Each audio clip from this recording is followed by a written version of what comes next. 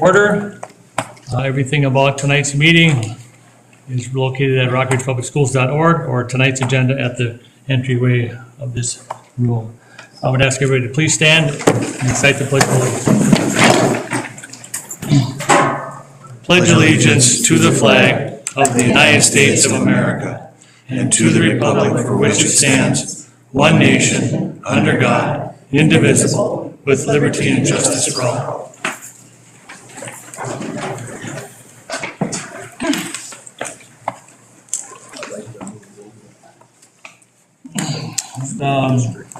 Looks like we have a full board here. Let the record reflect that we have a full board.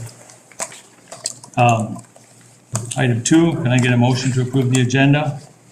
So moved. Support. By Director Reardon, support by Director Johan. Could I add Discussion? a couple of things, one for discussion and one for clarification?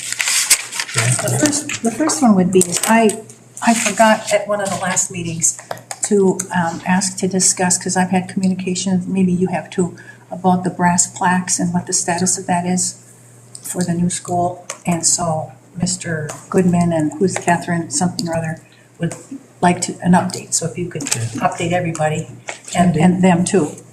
And then I noticed that there's a personnel committee meeting about the student rep on the board.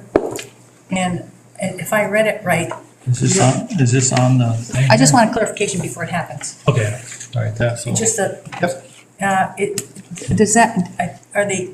the committee going to interview students already? Or are you just going to talk about the process? Because I couldn't understand. Board Chair, do you want me to? Yes, go ahead, discuss both. Okay, first of all, the brass plaques, they are in this building, there are 6 of them, they're safe and sound, and so they're heavy, they are gonna take some unusual place, so we're looking to see where we can put them up, because we believe we're gonna have to rebuild a wall, because they're that heavy, so wherever we go, so we're still looking into that, but they're safe and sound in the building here. Yeah, and I think that they do that, and I know that too, but I think they were kind of looking at a timetable of when they might actually be put up in their permanent places. We haven't gotten that far yet. No, I give them credit. This is the #1 artwork that people are interested in, or it keeps coming up. We have lots of other art pieces, but yes, we haven't forgotten about them. We know about them. They're here safe and sound, and we'll get to it. And have we decided as a district or in conjunction with them or anybody where the preferred place for them to be, like around the auditorium, like they used to? We haven't gotten that far. The most likely place would be either people have suggested to me 2 places. One is in the auditorium hallway, or somewhere here in this building. But we also have a wall of donors that's going up in a wall by the auditorium too. So we want to make sure that they aesthetically fit and they work together.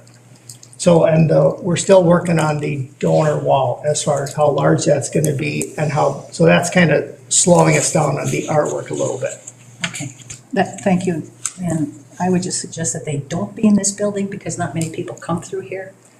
More of the public comes through. I think we had decided that we were going to do it in the high school too. That's correct, and I think the building principals and the superintendent, and probably along with maybe the buildings and grounds guy should figure, because it's gonna take, where do we wanna put them? And then I know for a fact that the building wasn't built to hold those, so it's gonna take some construction to hold those, some sort of. Rebuild walls or something. Correct, so. Okay, good. And then the second item, personnel committee meeting. Yes, there's a posting notice for a personnel committee meeting. That is the obvious committee, it seemed like, because the board has asked for student reps to it. So Mark Winter's been talking to some students. We have some students who are interested. So I posted as interview / I think talking to. So it would be a combination of one, we want to make sure that the kids know what they're getting into. And we also want to know that the board, so you, on the personnel committee, at least starting point, can interview them, because we want you to also feel good about the kids who are joining the board. So it's kind of a little of both, going both ways. For the kids to just say, yeah, this is really what I want to do, or no, this is not what I thought. But also for the board members, you to say, to talk and at least have an opportunity to interview, so you're getting kids who want to be here for the right reasons. Okay, I asked because that's kind of how I interpreted it, that you're going to interview already, but I Well, think, not me, but we want the board members, well, the committee. Personnel. committee members, yes. But before that though, in my mind, it seems like the logical process would be, I know we've talked about having it, but there's many different ways of soliciting or choosing, or the criteria for who and what the route to being a student board member liaison is. And so, I know Evelyn Gilbert used to have them, I don't know if Virginia used to have them. But there are many ways you can go about it, and I think the board needs to decide the process and the selection criteria, not just, there's many different ways, but I thought that the board should discuss that process and then go to the personnel committee. And you did. Yeah. What did we decide? I'm This- never voting on anything. I know we talked about it, but we didn't come to any procedure or criteria. My understanding, well, we talked about a bunch of different varieties of ways that we could do, whether it's having the student body vote on the student, having the teachers vote on the student, and this is one option, meeting them and having the personnel committee interview them.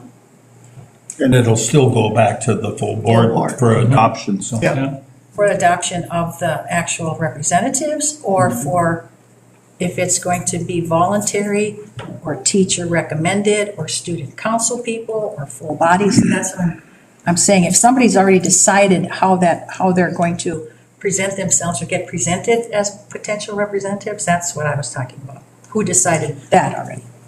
Well, didn't you say Mark Winter got names of kids? Yes, and you're in luck tonight because Mark Winter is giving the high school principal report. Perfect. So when he gives a report, he can also say a little bit about student council. And keep in mind, and this is school boards everywhere, you don't have thousands of students banging on the door to give up 2 of their Mondays for a month. So there's also part of that. But Mark Winter will add that during his report.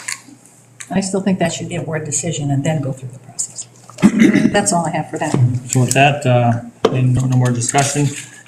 Can I get a motion, or can I? Take a vote. All right, all those in favor signify by saying aye. Aye. Opposed? Motion carries unanimously. Okay, we had nobody sign up for visitor input that I was aware of, or Stacy was aware of. The consent agenda, can I get a motion to approve the consent agenda? Make that motion to approve. Support. Motion by Dr. Yuan, second by Dr. Lotiger. Any discussion? No question on 2 of them, 4 points. There's 1 termination and 1 resignation. I just have a clarification on those 2, Which one are they? 14 and 15. 14 and 15?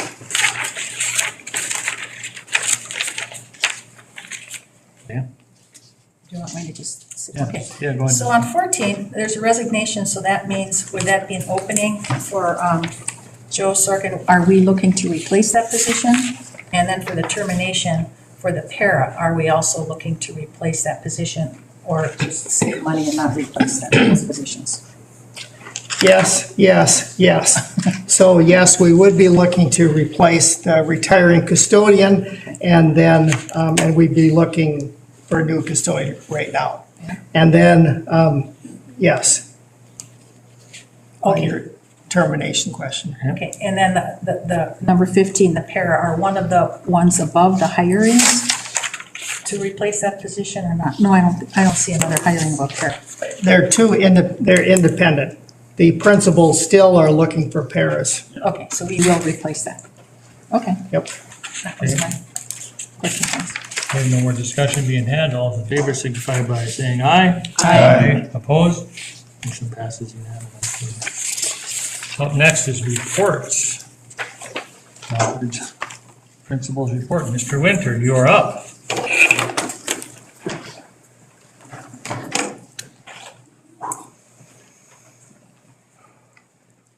Good evening. Got a lot of stuff going on at the high school, so just kind of run through them very quick.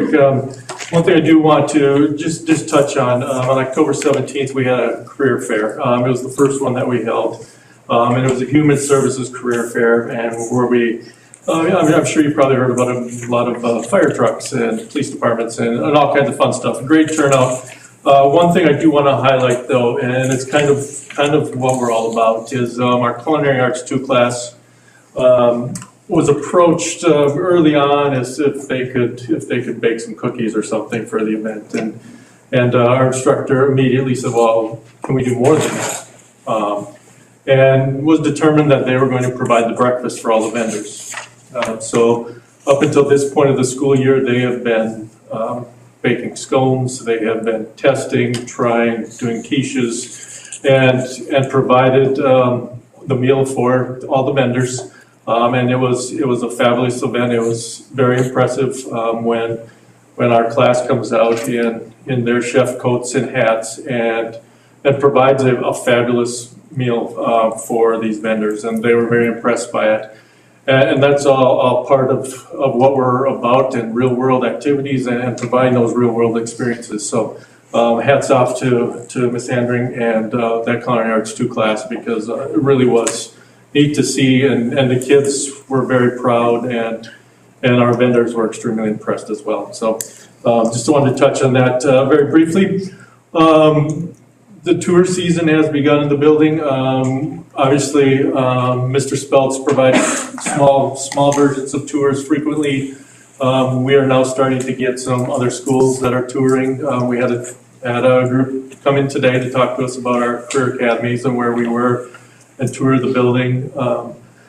Tomorrow we have a jamboree going on with our career tech ed groups. And then on Wednesday, we have an outside vendor coming to spend a few hours with us and then tour the building as well. So the new building is certainly pride of the area, also being shown off and really expanding. So we will see if we continue to get things. We may have to adjust because we have a lot of people coming in the building and may have to limit what days they come or something. So it does get pretty busy. To answer your questions on student council, full disclosure, I talked to the student council advisor to begin with, and she just asked if she felt, or if we felt, that the student council should be the people representing the students on the board. And at that point we said, no, it wouldn't have to. So we immediately opened up to all the staff and just said, I asked for recommendations. Who do you feel would be a good student rep for the board that would, represent all students well, represent all activities well, and from there, that's where I got my list, and then I talked to them just to make sure that they're interested and make sure they kind of understand what it would be, what the commitment would be as to coming to every board meeting, making sure they're staying for the board meetings, giving updates, and then providing input. So that's where we came up with the 5 students we have so far. We have 3 seniors, 2 juniors that are interested, and they're all very interested. We may have run into a slight issue because 3 of them are athletes, so the 4 o'clock time for the interview may not work as well. I found out today, but we're working through that as well. So that's where I came up with that part of it. Fall sports are ending. They're nearing completion. We've got swimming left. They won the section last Saturday. And then we're also sending some individuals to state. So very exciting. And so that's our last fall event. Winter sports obviously are starting or will start within the next couple weeks. Everything will be up and rolling. So that's an exciting time as we move forward. A few quick updates of things just from earlier in the year and where we're at right now. A cell phone update. Obviously, our cell phone policy changed, and we have cell phones for the most part out of view during school hours, other than lunch and passing times. Obviously, you can see many fewer cell phones. You see very few cell phones in the classroom. Is a little more difficult some of the passing times than some of the other periods. We do have students that if they're on study hall and are doing well academically, if you're a junior and senior, you don't have to stay in the cafeteria. You can move around in some of the other comfortable spaces because there are good students. It's when students get some of those freedoms where I think it's part of its human nature, but where some of the cell phones come out, so it's a little bit more difficult to monitor. Obviously, you can't be everywhere. Same with, obviously we welcome our PSEO students back in the building as they're between classes in college, or if they're at one class and coming to the high school. Or sometimes they're in some of those open spaces, which is great. We welcome that. That's where occasionally we will see some cell phones out. But as a rule, in the class, teachers are collecting cell phones, turning them back to them, or following the policy, or turning them into the office. It's difficult. It does cause, with some students, some big issues. They are very much attached to their cell phones, but it's working. We're making it work. So for the most part, for that, it's going pretty well. We have had to make a couple of exceptions. We have some students that have health issues that are monitored by their cell phone, that are diabetic, where they have to have their cell phone on them, and they have to be able to check if their cell phone is alerting them. So, those types of situations, obviously, we've made exceptions for. But for the most part, that is, those cell phones are the students' line of communication. We have parents that are texting students all day long, and many of us also ought to have it, just check your cell phone. So it's obviously a learning curve, but I think for the most part, we're doing a pretty good job with it. The other start of the year big concern was obviously the parking. I'm happy to say all of those concerns really, for the most part, none of those concerns or none of those issues ever happened, what we were worried about. We have plenty of spaces. We still have parking passes to sell. The lot, over here on this side, there are very few cars that are ever parked there. So on any given day, we probably have 80 spots that are unfilled. So plenty of parking. So all of those fears and all of those worries really were for naught. We do have some traffic issues. Obviously, before school, after school. We do, after school, have some traffic monitors out on the 3 different spots right now. One on the road, one at the corner, and then one right for the bus corner, which seems to help. Right now, on average, the last bus pulls out of the parking lot about 3:14. So from the moment school gets out at 3 o'clock, traffic is free flowing within 15 minutes at the latest. So yes, there's some waiting. Yes, it's some issues, but to say it's really bad, I don't think 15 minutes isn't horrible. For the most part, you may be waiting 5 in the parking lot, but are getting out. Obviously, it's an issue when you're running late or something like that and need to get out quicker. But I know there have been issues that I don't know we can control much with down on the highway and cars coming in. I know the first snowfall day was especially bad. And again, I don't know what we can do about that, but we'll just have to make adjustments, make announcements when those buses do run in late, things like that. One of the things we've done over the past month or so as well is we've talked about graduation recognition and how we've recognized graduates. Obviously, we're coming from 2 different high schools where they've done things 2 different ways. So we've had conversations with the Leos Club, National Honor Society, brought it up to the student council, but they're all either in the Leos or National Honor Society, so we didn't meet with them separately, but met with between 70 and 100 students just to talk about what they felt a good recognition would be. And their recommendations would be as follows: to recognize students that are high achieving with grade point averages of 3.5 and above, with the breakdown being 3.5 to 3.69 would be recognized with a green cord, 3.7 to 3.89 silver cord, 3.9, 3.99 a gold cord, and then 4.0s to still recognize them with an academic medal. So that was their recommendation. That's good. Some exciting news coming from our broadcast booth. Starting this Friday, the Rock Ridge Rundown will be airing at 8:50 a.m., so it's the end of our first hour.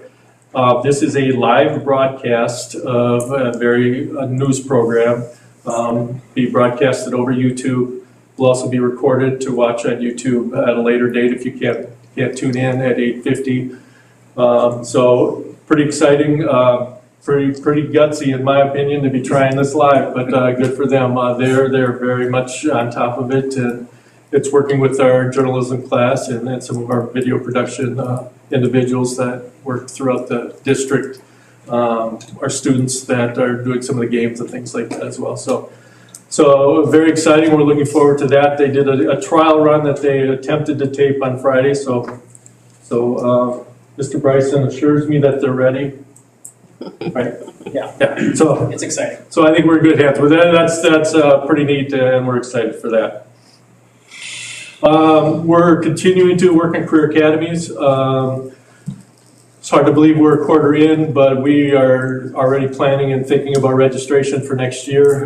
As you're all well aware, we will need to bring a registration guide to you sometime in January, so we can start registrations early February or during February. And what we're currently doing, we have our academies set, we have some career pathways set, but now we're identifying careers underneath those pathways. And then what courses over the next 3 years, from the time you're a sophomore to graduating, what courses should you be taking and what courses do we need to now offer for students to best prepare them for those careers. So really taking that next step now as to really making a solid plan for students as to these are the courses we need to take, this is what we need to do to prepare you, whether you're going on to college, whether you're going right into the workforce, whatever your next step may be. How are we going to best prepare you to make that plan and those ideas come true for those students? We have had, obviously you're well aware of the CNA course, working with the college in the CNA course. I just met with the college again last week, and we're now ready to roll second semester with the EMR and First Aid CIS course. So again, we're working in partnership with Minnesota North and their instructors. It will be on our site for most of the time, but we'll also be going to Minnesota North to use their simulators and things for their EMR course. So again, working with their simulators and taking that next step to prepare students for some real world things that are currently needed in the job force right now. And then just in closing here, a couple things, just making sure, obviously winter sports are starting, there are a lot of games, make sure you check your calendars. The other thing that's now, we're entering concert season, so make sure you start checking your schedules as well for concerts. First concert is a band concert coming up next Monday, the 20th, so those are already starting, followed by orchestra in early December, and choirs kind of mid and toward just before break. So with that, any other questions? Yeah, Mark, the rundown is what, Friday at 8:50, or is it when is it? 8:50 on Friday. Every Friday. Every Friday. Friday, okay. And if you can make it at 8:50, it will be recorded, so you can look it up on YouTube and watch it at a later date if you can't make 8:50. So I just actually have a question. So I had to pick my daughter up from school, and I noticed that you were out there directing traffic, you and Mr. Grip. Do you do that every day? we don't necessarily do that Okay. every day. We now do have people pretty well set, but if someone's absent or gone, we're the super subs that jump out there and do it. So Well, thank you for It needs to doing be that. done. Yeah. There were a couple days where people weren't out there, and we learned very quickly it does make a difference. So I could tell just that it was very necessary and very helpful. well, and I also we had one extra person, and I was on my way out and didn't know I needed it, and I think we were at one spot that actually made it worse. So I think that one spot we don't need somebody at, but the others definitely, and even more so now that snow's going to be flying, because we are concerned with buses. Those hills aren't big to get on the road, but if they have to stop, they could struggle to get started again. And once one vehicle of some sort has to stop, we're in trouble. So that's the hope, we can keep things moving, keep it flowing. So I have a question, just curious, how are the teachers, any feedback from the teachers on the no cell phone? Is it helpful in the classroom? Because we did have teachers that said it was problematic, that was in the audience, so are you getting good feedback? Yes and no. I think it is, there's problems because the policy still gets violated, so you have to deal with some of those issues with students. And for some of that, it's a problem. But I think for the most part, there aren't too many cell phones. And the ones that are there are the repeat offenders that it's going to be a battle and was going to be no matter what we did, probably.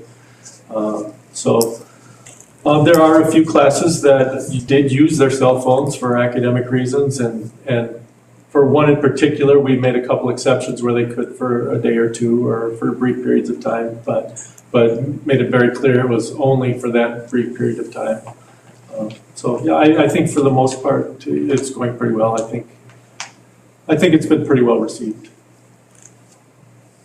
I have another question. So, the cord thing, is that in lieu of valedictorians, and is that what you're talking about, the recognition? Yes.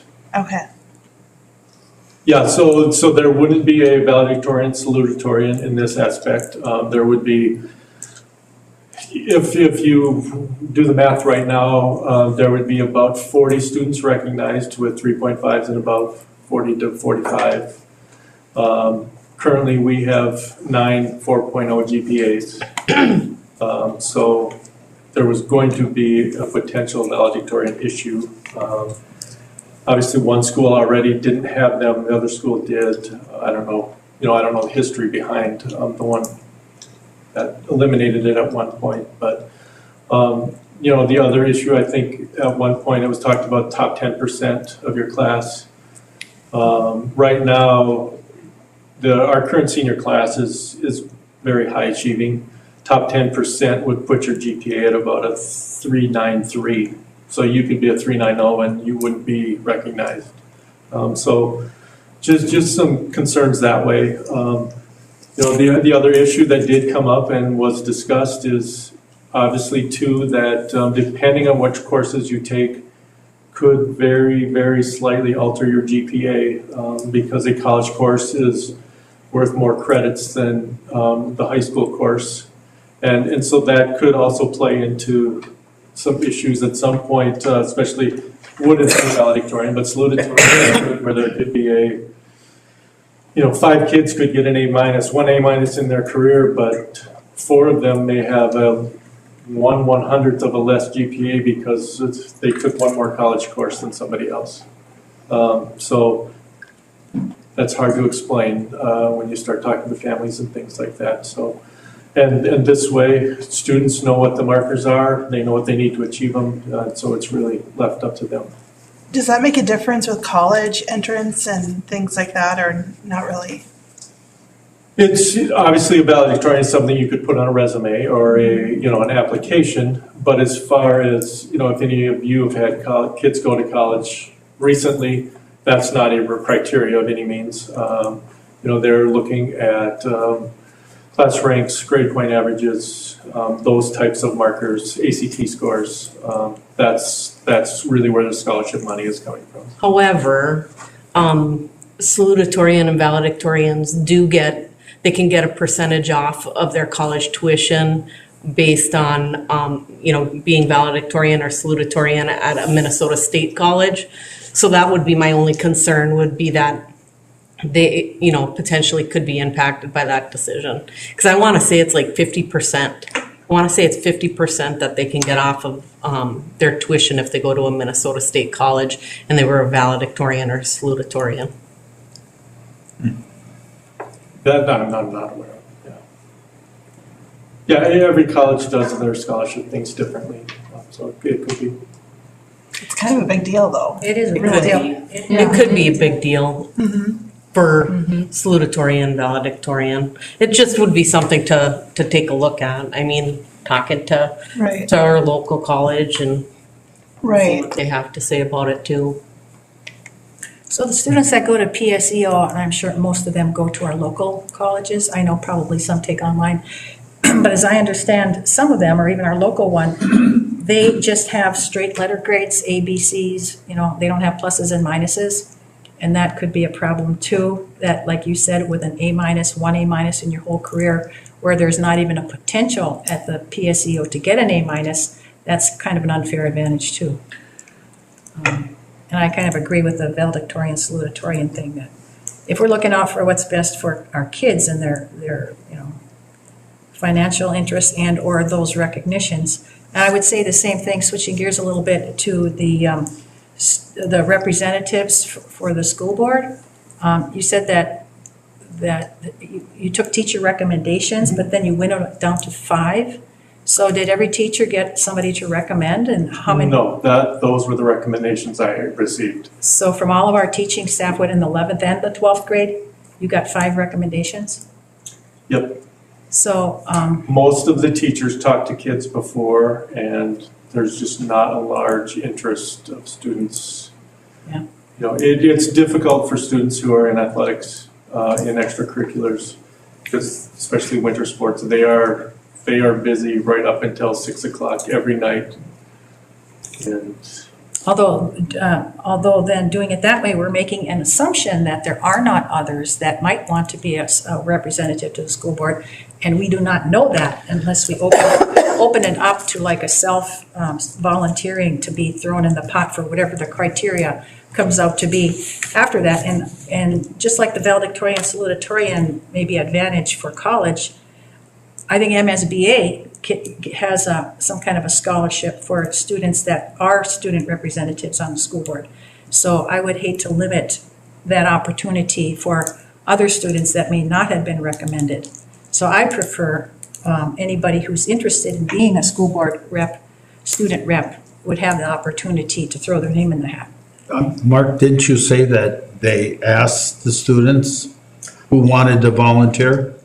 I can't speak for all the teachers. I threw it out to the teachers to see if students they would recommend and they thought were. So I don't want to say that. I can't speak. So that's what I would recommend. I think that would be the most fair way, and that's why I thought maybe it was premature to do interviews already at that personnel committee meeting, because there might be others out there. One thing is that we can change it next year since we have the ball rolling already this year. Well, I think if we are going to start it, we maybe should do it the way the board thinks it's fair right from the beginning. We're already through the first quarter. I mean, by the time you change everything up, it's going to be first of the year for crying out loud. I mean, We could school year's half. put it on our next agenda to decide the criteria. It was said interviews and meets.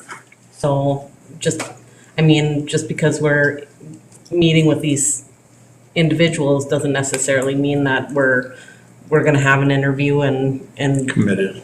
yeah. Why would you waste people's time to interview when there might be other people out there that haven't already been picked, one of the 5? All I'm saying is to give everybody a fair chance.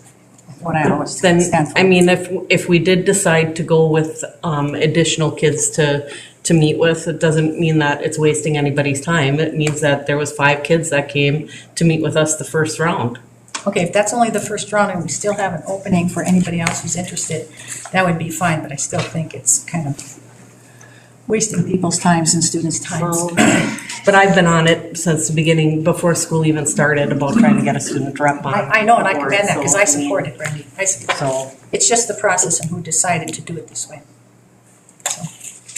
So I would suggest that we put on our next agenda and make a decision as a full school board, majority rules, of course, and then go from there and not just short circuit the process this way. Well, I don't think we're short circuiting it. I think Mark Winter got some guidance from the board and he kind of went with it. I mean, no one's trying to like short circuit or I think we don't. cover I don't think up. we I need mean, to go to the next meeting. Excuse me, but we could just do these 5 and then keep it open for more students down the future. And going forward, would you say that, having a sign-up list that the kids would, Something like that. Just like a job interview, opening. yeah. Are you Like- interested in this Right. position? It's a position on the board. And just the thing is, if there are other kids this year that would be interested that weren't recommended and were not one of the 5, and if they're a senior, they cannot even apply for that MSBA scholarship, however much or little it is, because we've not let them apply. with their interests, that's all. It's just a fairness issue to me.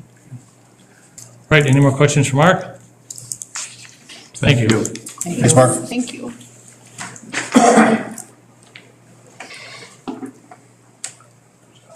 Mr. Speltz is up, I do Bill's believe. up.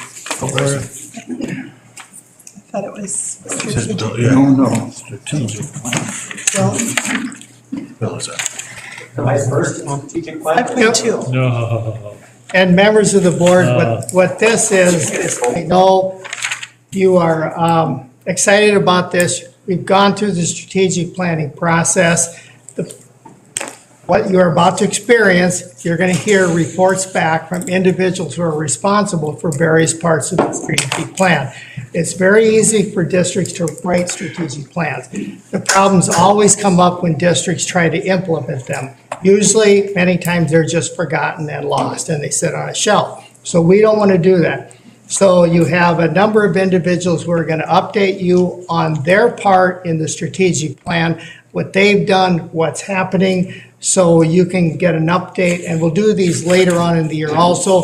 But for now, these are some individuals, so you have some updates so you know something is happening. Some of these folks have put a lot of time into these strategic plans. So this is not something that is just a bureaucratic piece of paper that you're about to learn about. Some of this stuff takes a lot of time. So that's what you're about to experience. welcome, Bill. Howdy. I get to go first, which is exciting. We have a lot of things changing, as you know, in the district with technology. Everything from moving out of our old facilities, figuring out what we need to keep there, what we're going to sell in the sales, what we need to we can bring into our new buildings and still utilize, and then also getting all of this new infrastructure and technology up and running in our new buildings and getting our students and teachers up to speed with all of those things. And so you can see on this on the strategic plan that we have here, we've got some different areas: exploring, emerging, sustaining, and extending. We've kind of outlined some ideas in there where our goals are for the district with technology.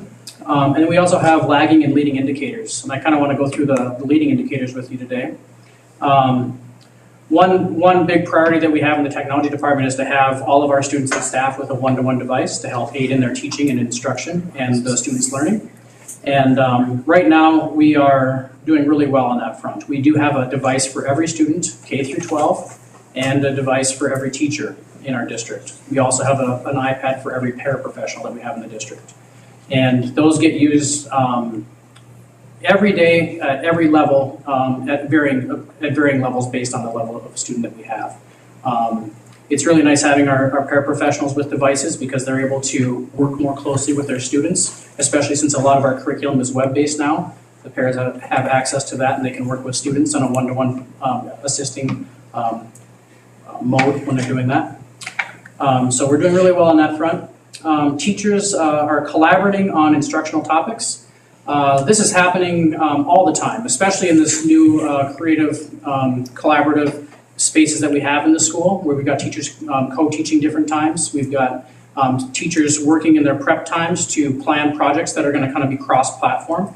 And then also in our PLC times, we've got a lot of teachers that are collaborating together to work on bigger projects where we're going to see the academies really come to fruition as we do these models. Students leading instruction, that's a really lofty goal that we have. We want to really have these students in these academy models step up and become kind of leaders in the content area. Right now, I'm only aware of one student that we have in a teaching role right now, and that is Mason Kroll. He is a student, a senior in our high school, and he is bringing on the broadcasting, news broadcasting that Mark was talking about. He's the one who has set up that broadcasting space for the news broadcast. He's configured it. He's got all the equipment configured and ready to go. He's working in conjunction with the journalism teacher to help get that show put together. So the journalism class is putting together the content and doing the stories and the journalism piece of it. But Mason is really directing the actual live news broadcast. He's the director of that. He's helping teach the teacher how to use those things. And so it's really fun to see that come to fruition right now. He's also leading our student broadcasting team that's going to be broadcasting events outside of the news. Like they're going to be at the band concert on Monday night doing a live stream of the band concert.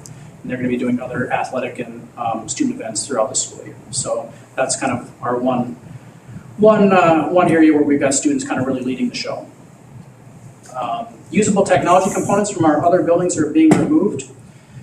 We have that done at the VHS campus, believe it or not, since it's no longer there. We got everything out of there, and we've identified the stuff that we were able to put into the sale, and we did pull some things back and brought it over to the Evelyn campus for now to see if we can implement it into other spaces in our new buildings. We are starting to go through the Evelyn and Gilbert campuses and identify things that need to go and things that we can retain, and so we're working through that process on those campuses as we start to phase out of those facilities. And then the door access, classroom AV systems, and cameras being set up. We are making really good progress with that. The Laurentian Elementary School has been operating for over a year now, and so all those components are in place. We're still working on some bugs that we've gotten in some classrooms that have some defective hardware. There's one classroom in particular, the Laurentian, that we're working on right now, but the rest of those are all functional. All of our door and camera systems at the Laurentian Elementary School are working as expected, keeping track of recorded video for at least a month and access control as needed. Rockridge High School, we're still working through some components that with the contractors that aren't running quite yet because we've identified hardware components that have failed just during install. So out of the hundreds of cameras that we have installed all over the place, we've got 5 or 6 that we're working on warranty items to get those replaced within the first year of warranty that we have with the building. So we're getting those up to speed. And then I've got a line item a little bit later to talk to you about with Parkview with access control and security, so we'll touch about that later. So that's kind of where we're at with the leading indicators for the technology department. Any questions on any of that?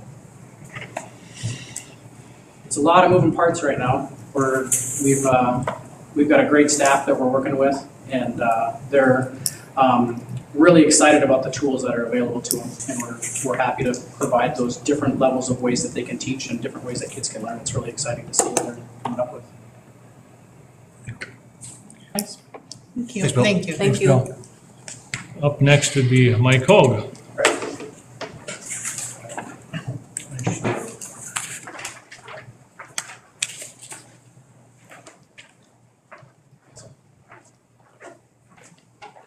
Good evening. Like Bill also said, there's a lot of things going on, and we are busy going from one building to the other building and closing this one and continually figuring out the new high school along with everything else. I want to talk about the custodial part first, because our buildings and grounds custodians, they all work together.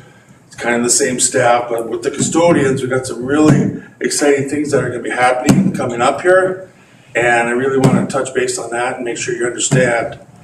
At the next board meeting, I'm going to be hoping to present to you a study, a survey, however you want to word it, of it's kind of like a time study where you can see how we're best utilized our people, equipment, and everything we have. And we're doing it in all of our buildings that have students. So that equipment that we bought in the last meeting, when you guys, thank you very much for letting us get it. This all comes into play there. That staff has all been trained on it. We're currently using it. It's making the difference. It's easier on people's backs. It's just a nice thing. And you'll see all that next meeting. We're going to be getting, I'll be getting in Dr. Schmidt on Wednesday. They're going to come show us a little bit and then show you guys. And when they show you, it's going to be the square footage, all the surfaces, the difference of the carpeting, the walls, the lighting, everything. It takes an accountability of the person's time. Plus it shows the bus runs, if they have a bus run, if they don't. So I think it's really going to be good for us because we can see and utilize our people to the best of their capability. Also, so I'm going to leave that alone. I'd like to touch more after that is done, because I think there's going to be a lot of good information there. And I really think that it's going to answer some questions, because I'm hearing too, oh, we don't have this and we didn't get that. And blah, blah, but this will bring it out.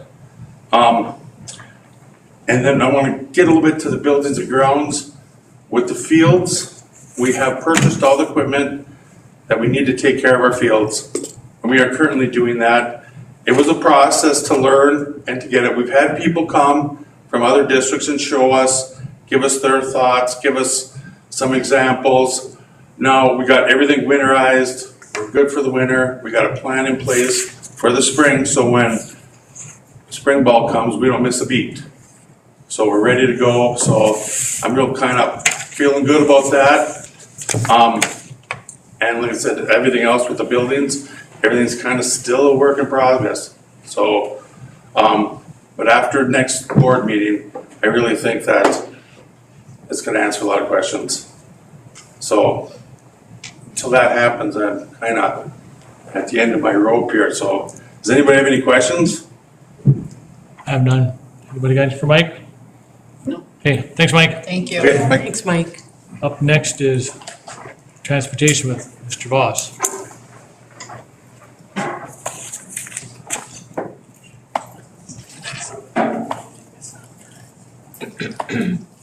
Evening, board members, Dr. Clements. Want to talk a little bit about what's going on in transportation.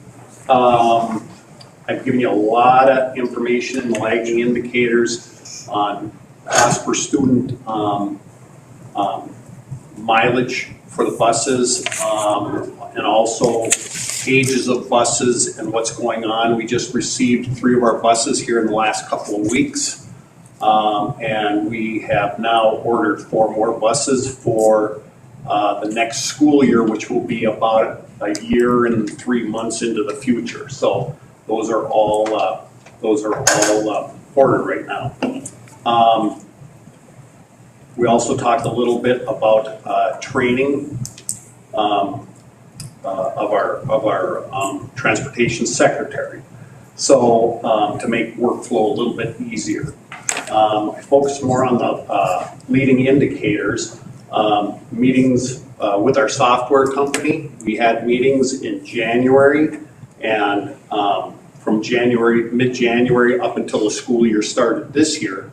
And we're going through that process again. This has actually been a 3.5 year process. First, it was the consolidation of the 2 districts. Then it was moving buildings and moving the students around. So now, with the end of the construction of the new North Star, this will be the end of where this has all been going for the last 3 years.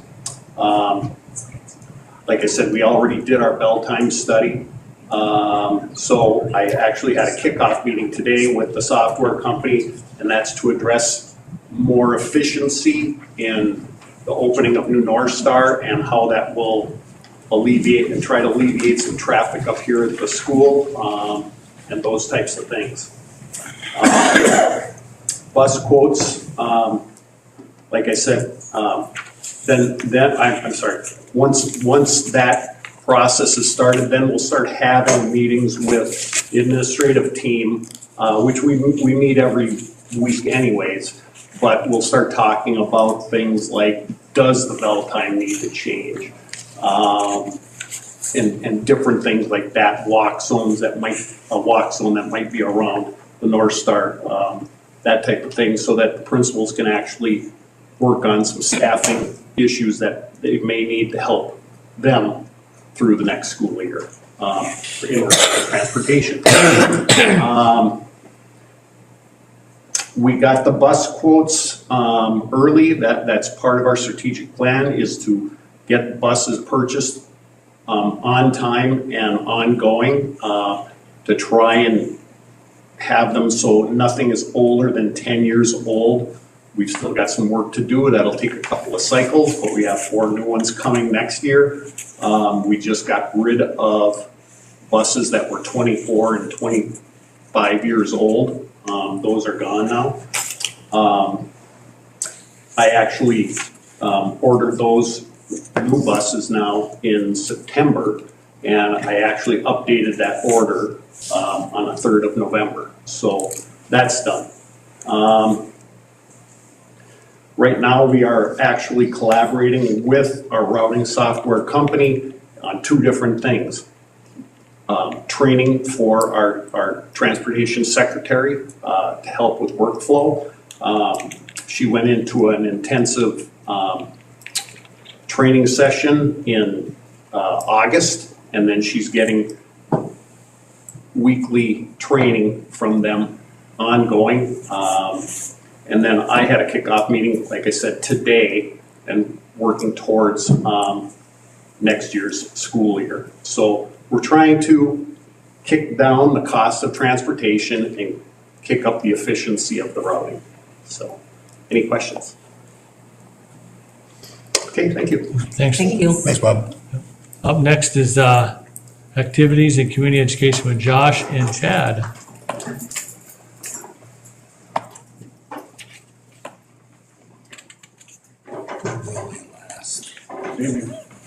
So for activities, some of our plan was to get some more activities involved, like intramural sports, which we're kind of working through the athletic department and community ed department together. So Chad's gonna touch a little bit on that, but we are exploring some intramural volleyball for this winter. And next fall, we're gonna try to explore some intramural baseball and softball and utilize those fields for fall baseball and softball down there. But running into gym space problems for a lot of for anything that uses indoor gyms, but we're working through those problems. But we also wanted every student to be in an activity. I've got some numbers for you. This fall, we had 429 athletes. That's just sports. Comparison to our two biggest neighbors down the road, after calling them, we have 120 more kids out for sports than the two biggest schools down the road from us. So we have a great participation right now in sports. Currently have 280 kids registered for winter sports, 7 through 12. We've still got registrations open, not all the sports have started. And it's gonna be a little bit lower too because we don't run junior high sports for hockey, so we don't count those numbers too. So we have a lot of kids out for sports. Last spring, we set a record for kids out for sports. One of our emerging things was to utilize the weight room.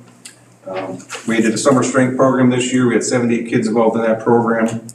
In the fall, our football teams used it, our volleyball teams used it. And somebody already mentioned today, but today after school, I counted 75 kids in there. Today after school, and that was not any of our kids that were in a winter sport. So our off-season kids are in there starting today. We got our strength coach down there. We are looking to add to our strength coach. We're looking to split that up and see if we can get a morning session, evening session.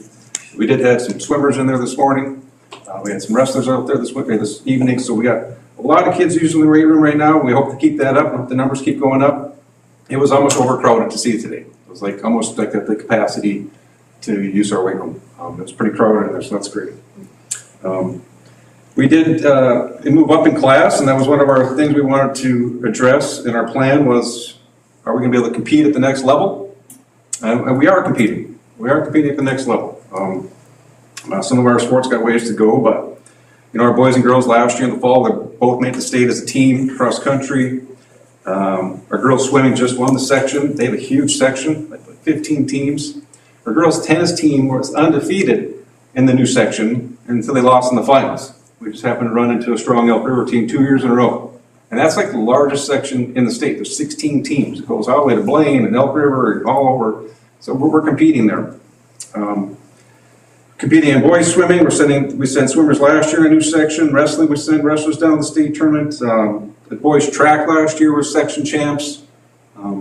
So we're getting there. Our boys hockey lost in the section finals.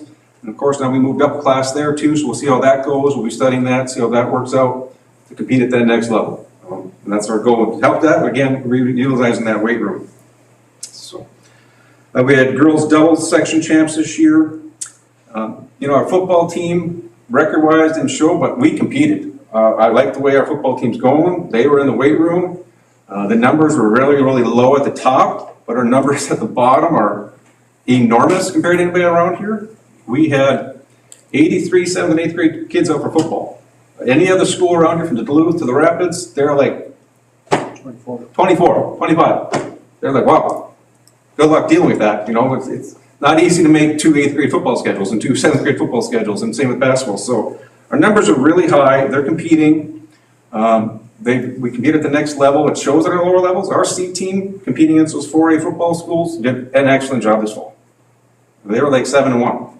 So if our numbers can stay up and keep those numbers up, I think we're going to see success in all those sports. So we're getting there. We're getting there by using the weight room, or we're getting there by having coaches meetings. We had the first one this fall. It's one of our things. Let's get why we play with all our coaches, to recruit those athletes to get to an activity. Our coaches are out there. They are out there recruiting kids. You know, we had, start of the year, we had 30 7th grade football players. By 2 weeks in, we had 53 because our coaches were out there recruiting kids that were not in a sport to get out there. So that's what we're trying to do, and that's our goal. So great numbers. We got a lot of activities going on, a lot of sports going on. It's pretty hectic and pretty busy, and so that's where we're at. We're going to keep moving forward. Hopefully, have every team at that level and bring home some state championships here in a few years. But that's where we're at. If you have any questions on activities, and Jeff can roll into the community ed part of it. I have a question. You mentioned gym space that you needed. What does that mean? What do you mean by that? Well, with all of our programs, we just running out of gym space. We're running K through 12 basketball. So you're utilizing Laurentian We're and utilizing Laurentian, we're utilizing the high school, we're utilizing James Madison, we're utilizing the old Evelyn High School yet. We're utilizing every gym floor we have, we're using it. And the North Star gym's not ready yet. do you think it'll be better than when the North Star, or you're going to still have We're issues? still gonna have issues if we lose the Evelyn gym, because we're gonna lose gym and gain a gym, so we're gonna be right where we are. Chad's gonna talk about numbers for elementary sports, but we have hundreds of kids for elementary volleyball, we have 200, 300 kids for elementary basketball right now. So you're trying to run. My son's at James Madison tonight practicing, so I get it. Lost the Gilbert gym. All right. So And then as far as the weight room, what is the capacity? Just curious. that's a good question. I don't know if we have a capacity sign in there. 75 kids seems like a lot of kids. There's space in there we have 10 racks. Yeah. There's space in there because you go 3 to 4 to a rack, and you do most of your lifting in one station without ever having to move, because you can do multiple lifts at a single station. So it's John's doing a good job keeping everybody moving and keeping everything flowing in there. Like during the summer, he would do cardio and stuff with them too, and have them go out and run outside and come in and rotate them around. And right now he's working with each coach, which is part of this, is he's scheduling in the in-season sports when they need the weight room for certain time slots, so then it's open for the off-season sports, people that want to come in there. So we're getting there with the weight room. It's coming along nice. Super cool. Glad it's being utilized. Josh, are you utilizing both gyms on the Evelyn campus side, the old boys gym, or just the new one? We're not utilizing the old one down there right now. Why? I think one is heating, kind of shut that off. Two, they're starting to store things in there for the garage sale. So we're just using the newer gym. I just know that there's another gym, but. We utilized it this fall. We didn't ball, yeah. But now it's kind of taken over. We didn't have to worry about heating at that point. Okay, thanks, Josh. Yeah, I was gonna hit on the community ed stuff. So, community ed, in the last 3 years, we have at least doubled, if not 2.5 times, the programs that we've been offering. I know last spring, one of our big concerns was our school-age childcare program.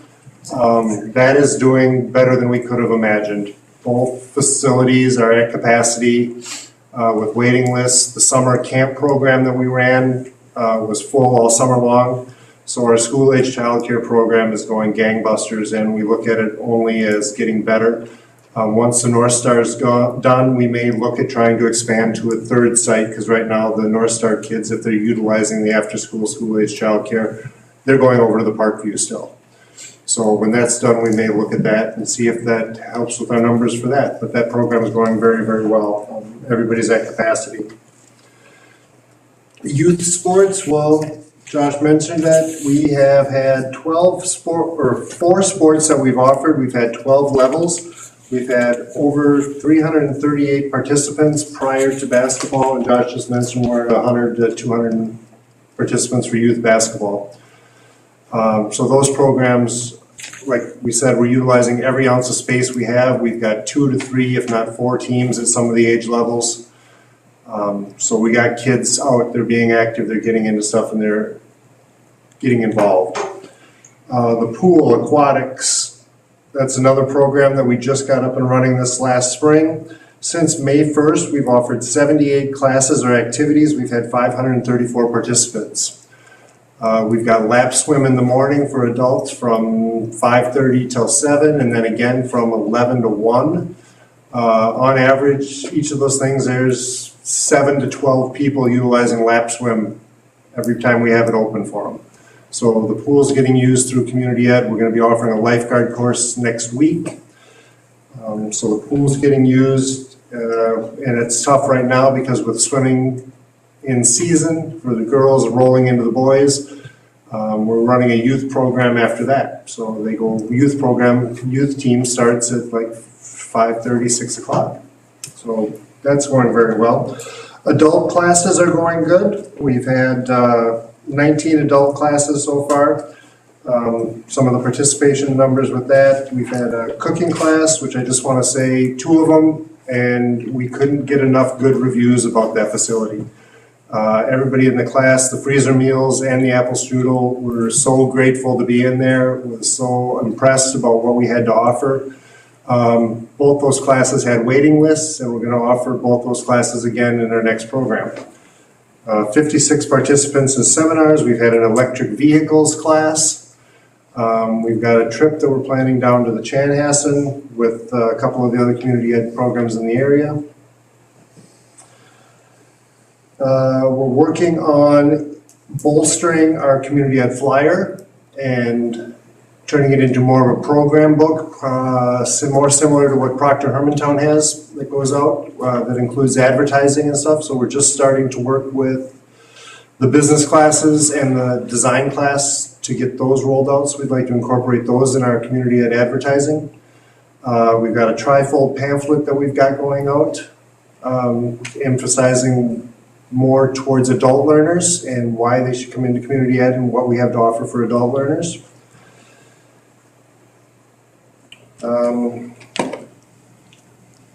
We are utilizing the newsletter every month Yeah. to advertise our community now too. That's Newsletter to bolster our and class numbers. Facebook.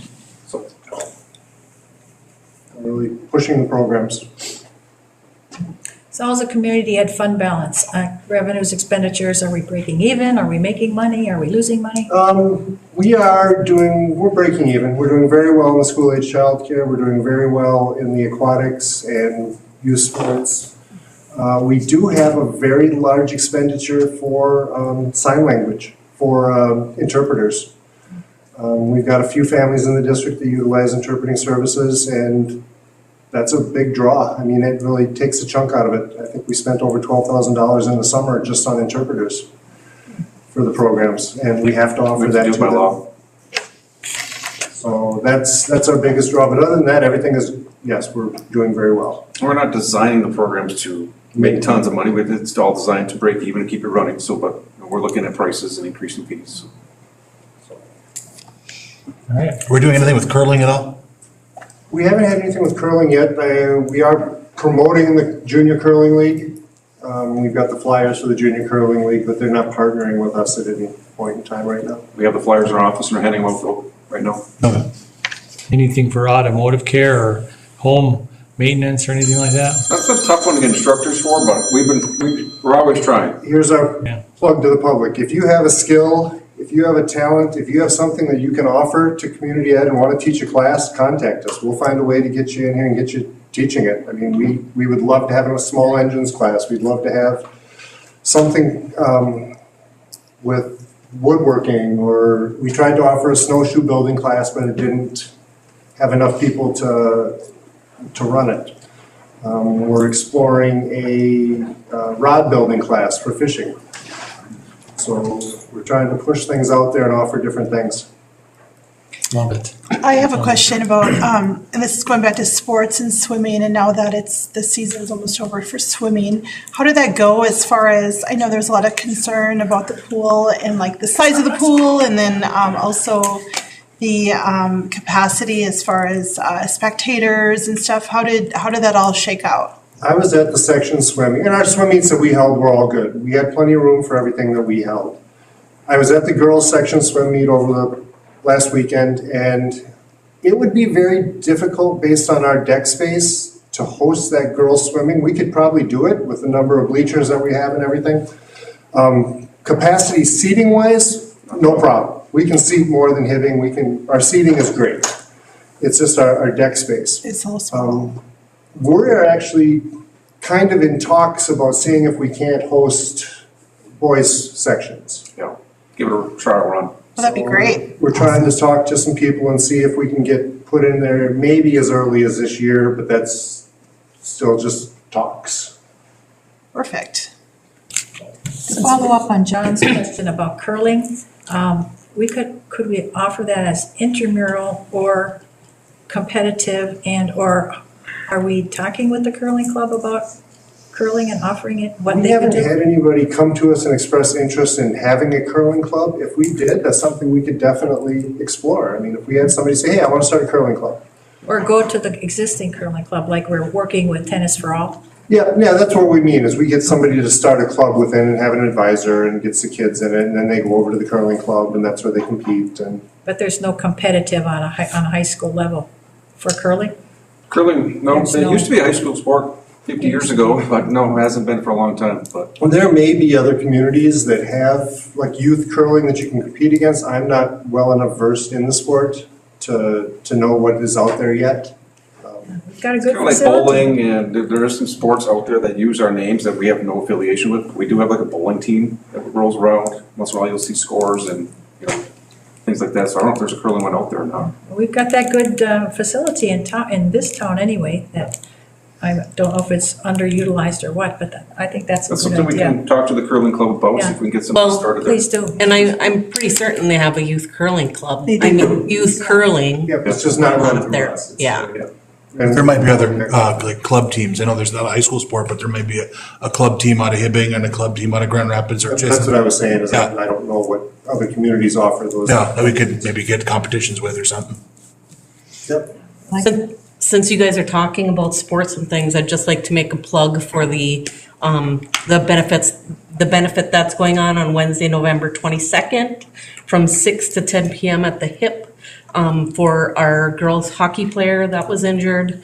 So that's going on Wednesday, November 22nd, from 6 to 10 at the Evelyn HIP. Yep, absolutely. I was gonna mention that when the patch comes up.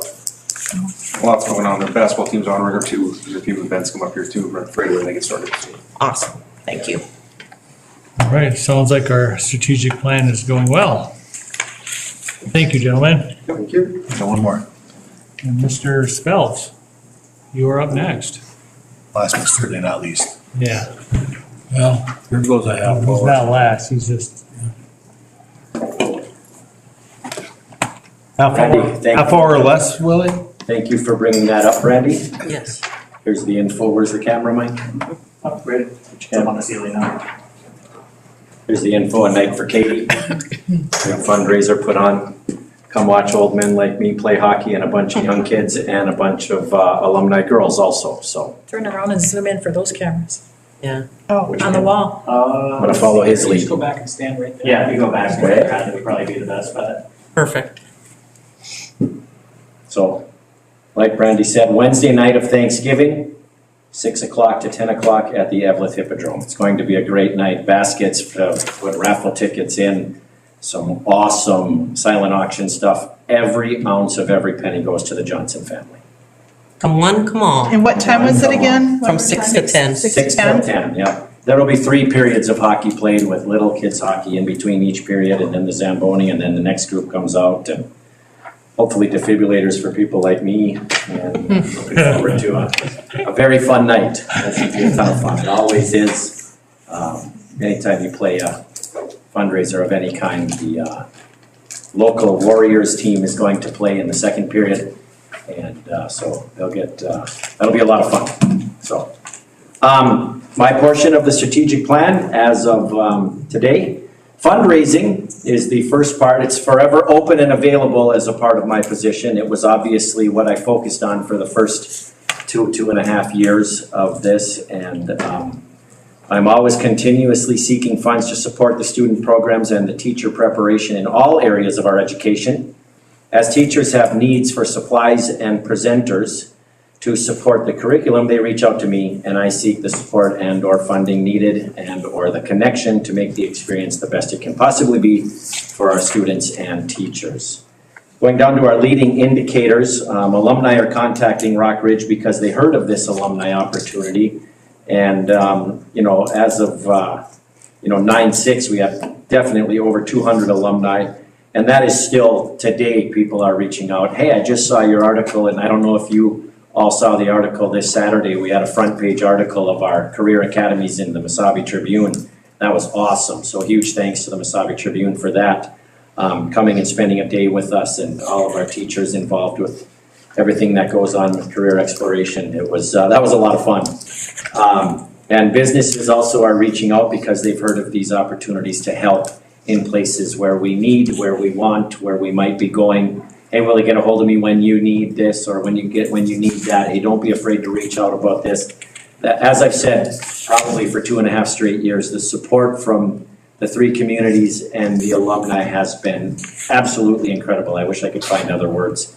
That it's just been amazing. So forever grateful for all of that. New agreements are always being discussed as we speak. For example, Living Well Therapy has reached out and asked how they can become a part of our fundraising support. Working on an agreement with the Cunningham Group from our construction days on how they can help. Same with talking with Hancock Fabrication, along with several others since just the start of school. Because you can probably see, I don't know what you see, if you see the orange writing, and I'm going to read to you the green writing since when we found out we were doing this.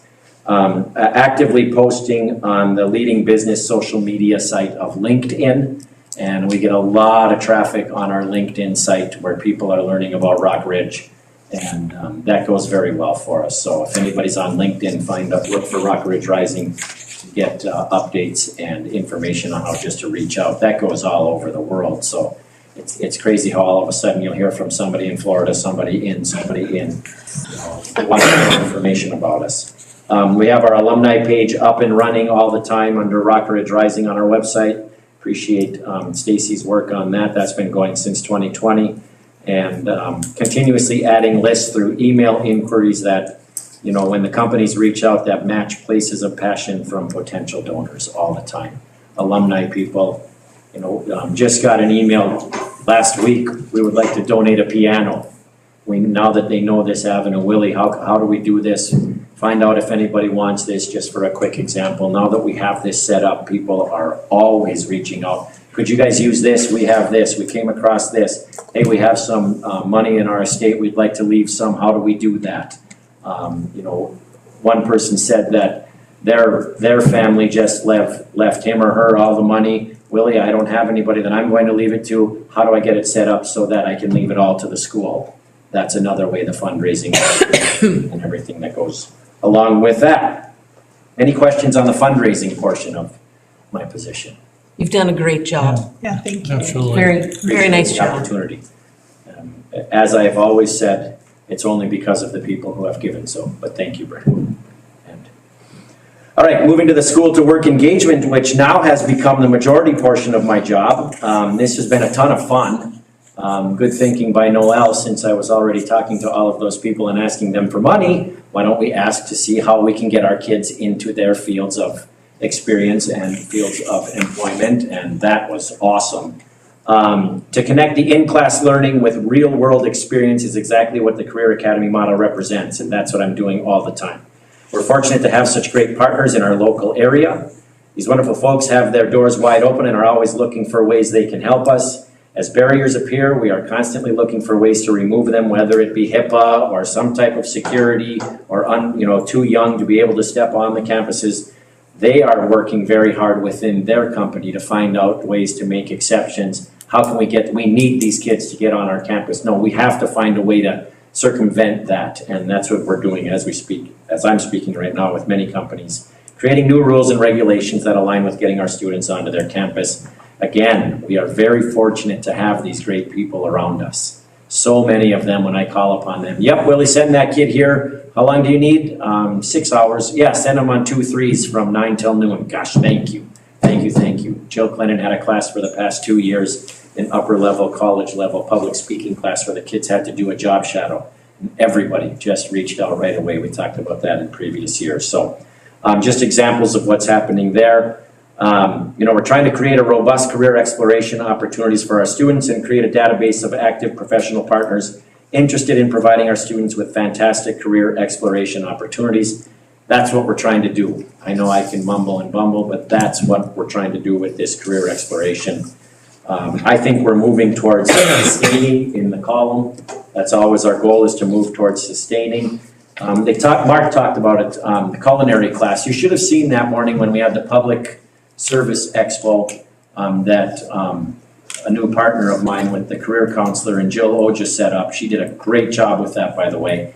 That's her passion, is public service, so she had a ton of those connections, and we brought everybody in. And we talked to Mrs. Andre, and she said, yeah, I think my kid, I mean, she's just having a blast in there. I think my kids can provide a breakfast of some kind. All of a sudden that morning they show up there and talk about this. I hope not.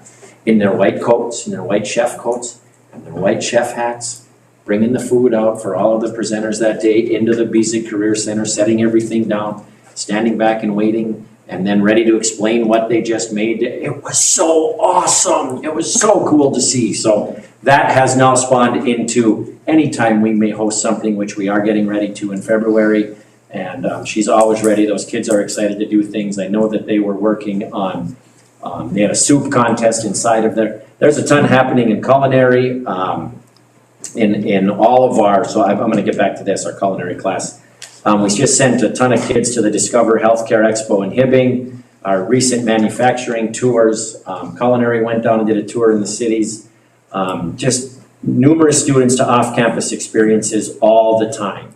You know, we went down and interviewed the sheriff. I mean, there's things going on almost, for sure weekly, if not 2 to 3 times a week, where our kids are going somewhere to get off-campus experiences, to get career information, to find out more, to see what it's like, everything that goes with those, that information. If you read the article, we already have had, this was as of a couple weeks ago, 1,500 student hours in student learning experiences. And this is outside of the 9th grade career exploration classes, where every week all 9th graders, we'll call it 200 9th graders, get exposed to a career, a different career each week. I've listed those over the years. You know, plus the 1,200 students that attended the Public Safety Expo, that would add at least another 1,200 hours for a new total of over 3,500 student hours of experience in just the first 2 months of school to work engagement. It is, and we have a ton more coming up tomorrow. We've got more coming up on Thursday. Every time you turn around, something's going on. And then there's continuous conversations with Essentia to align our programs with their positions and their programs. They're going to come in and do their own expo in maybe January or February just for our kids. We're big enough that places want to come in. We do go and visit places, but now they're saying, you know what, to get your 9th through 12th graders, we're just going to come to you. And that fantastic new facility of space that you have, we want to come to you. And as it gets even more developed and more robust, we'll have job fairs and they'll come in and interview our 10th, 11th, and 12th graders for positions. I'm really excited about that, where our kids will get an incredible advantage. I have a list of a ton of places that we've been, but I think I've hit on most of it. I'll cut this short and let you ask questions now. It has been amazing, these just first couple months of a ton of thousands of hours of experience for our kids. I think if we go back to, you know, like the graduating class this year, if we go back to talk to them 5 years from now, I have a feeling that they're going to have so many positive things to say about the exposure that they had to careers. I'm excited for it. I've been excited for it and passionate about it too. And I think it's great that they're getting the exposure that they need. You know, they need it and they want it. So I'm glad that that's happening. Financial decisions as they go to either career school or college, whatever it is they decide. They know what, as the article said, they know what they maybe want to do, and at the same time, they're finding out what they for sure don't want to do. That's a huge part of it. That's a huge, it's not figuring out what they're going to do for their life, but it's figuring out what they don't want to do and what they're interested in. And that's the important thing. I give an example of 35 years ago, and then I'll get out of here, I promise. I thought I wanted to be an accountant. In the mid-'80s, everybody wanted to be an accountant, right? You're going to go to school, you're going to be an accountant, you're going to make $1 million, right? I'm going to do that. My buddies are going down to St. Thomas. They're going to be accountants. They're a couple years older than me. I like them. They were kind of, I suppose, role models, whatever it is. And I took bookkeeping my junior year. Well, if you ever follow me telling a story, I'm definitely not a rows and columns guy. And I soon found that out in 11th grade. I did fine in the class. No, just kidding. I did fine in the class, don't get me wrong, but I found out it was something I didn't want to do. And then comes the next fall of my senior year. I didn't do a fall sport, and I find out, oh, you can coach flag football. So I go coach flag football through community ed that they were running at Virginia at the time. And from that day on, I said, I want to be an elementary teacher and a coach, all because of that one experience, and that's what I did. You just find out at that time, you find out what you didn't want to do, thought you did, and then you find out what you do want to do. I got lucky, I didn't waste any money. Not that education is ever a waste, but I didn't have to take a whole bunch of classes that maybe weren't going to transfer toward my graduation degree. Any questions? Done? Okay. Well done, Willie. Thank you. You got the Gilbert School I think I'm update? staying, yes, but is that for sure? Am I next? Yes, I think that is. Yep. Yep. What's up? Thank you. It's just the total update? Okay. And then after that is the Gilbert. Okay, so just the update, so I'll skip number 1, that comes up next. Just talked about the Public Service Expo.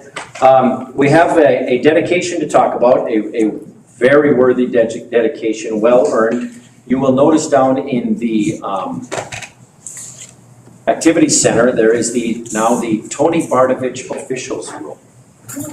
The Bardovich family made a very kind donation that matches a room dedication. A huge thank you to the Tony and Marge Bardovich family. I surprised them with this because Tony was a 50-year official for the Virginia, Evelyn, and Gilbert schools in numerous sports.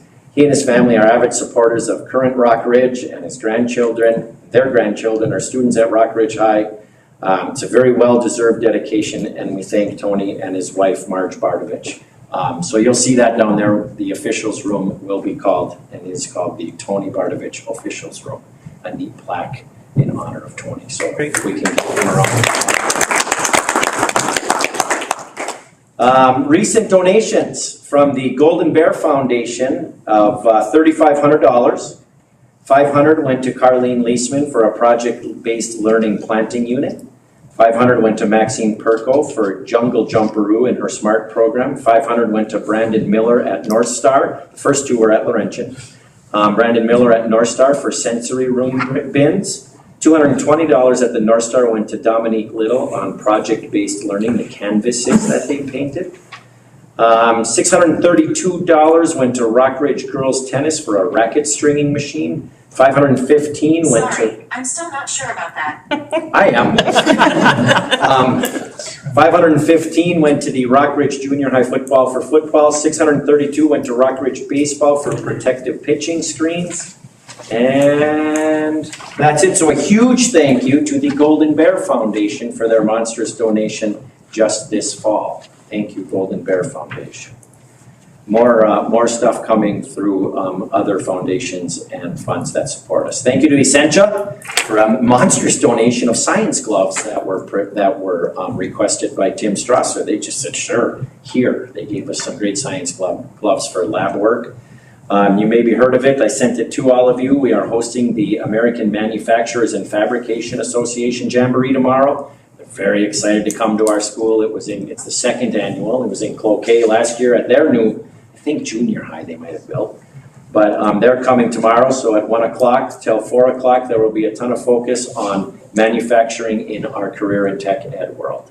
And our students will be presenting the dugout and all the builds that they did, and everybody's going to be very impressed. They're already asking me, is that really what you guys did? Is that really what your students did? So that's going to be a great day tomorrow. Both the newspaper and WDIO will be here to cover that. And that's something that hopefully you've noticed. I've been reaching out to the newspaper for just about everything, and they've been coming. It's just something that it's probably a little mini goal of mine, is to get Rock Ridge on the front page as much as we can with all the positive things that are happening, because we have a ton of great things happening here.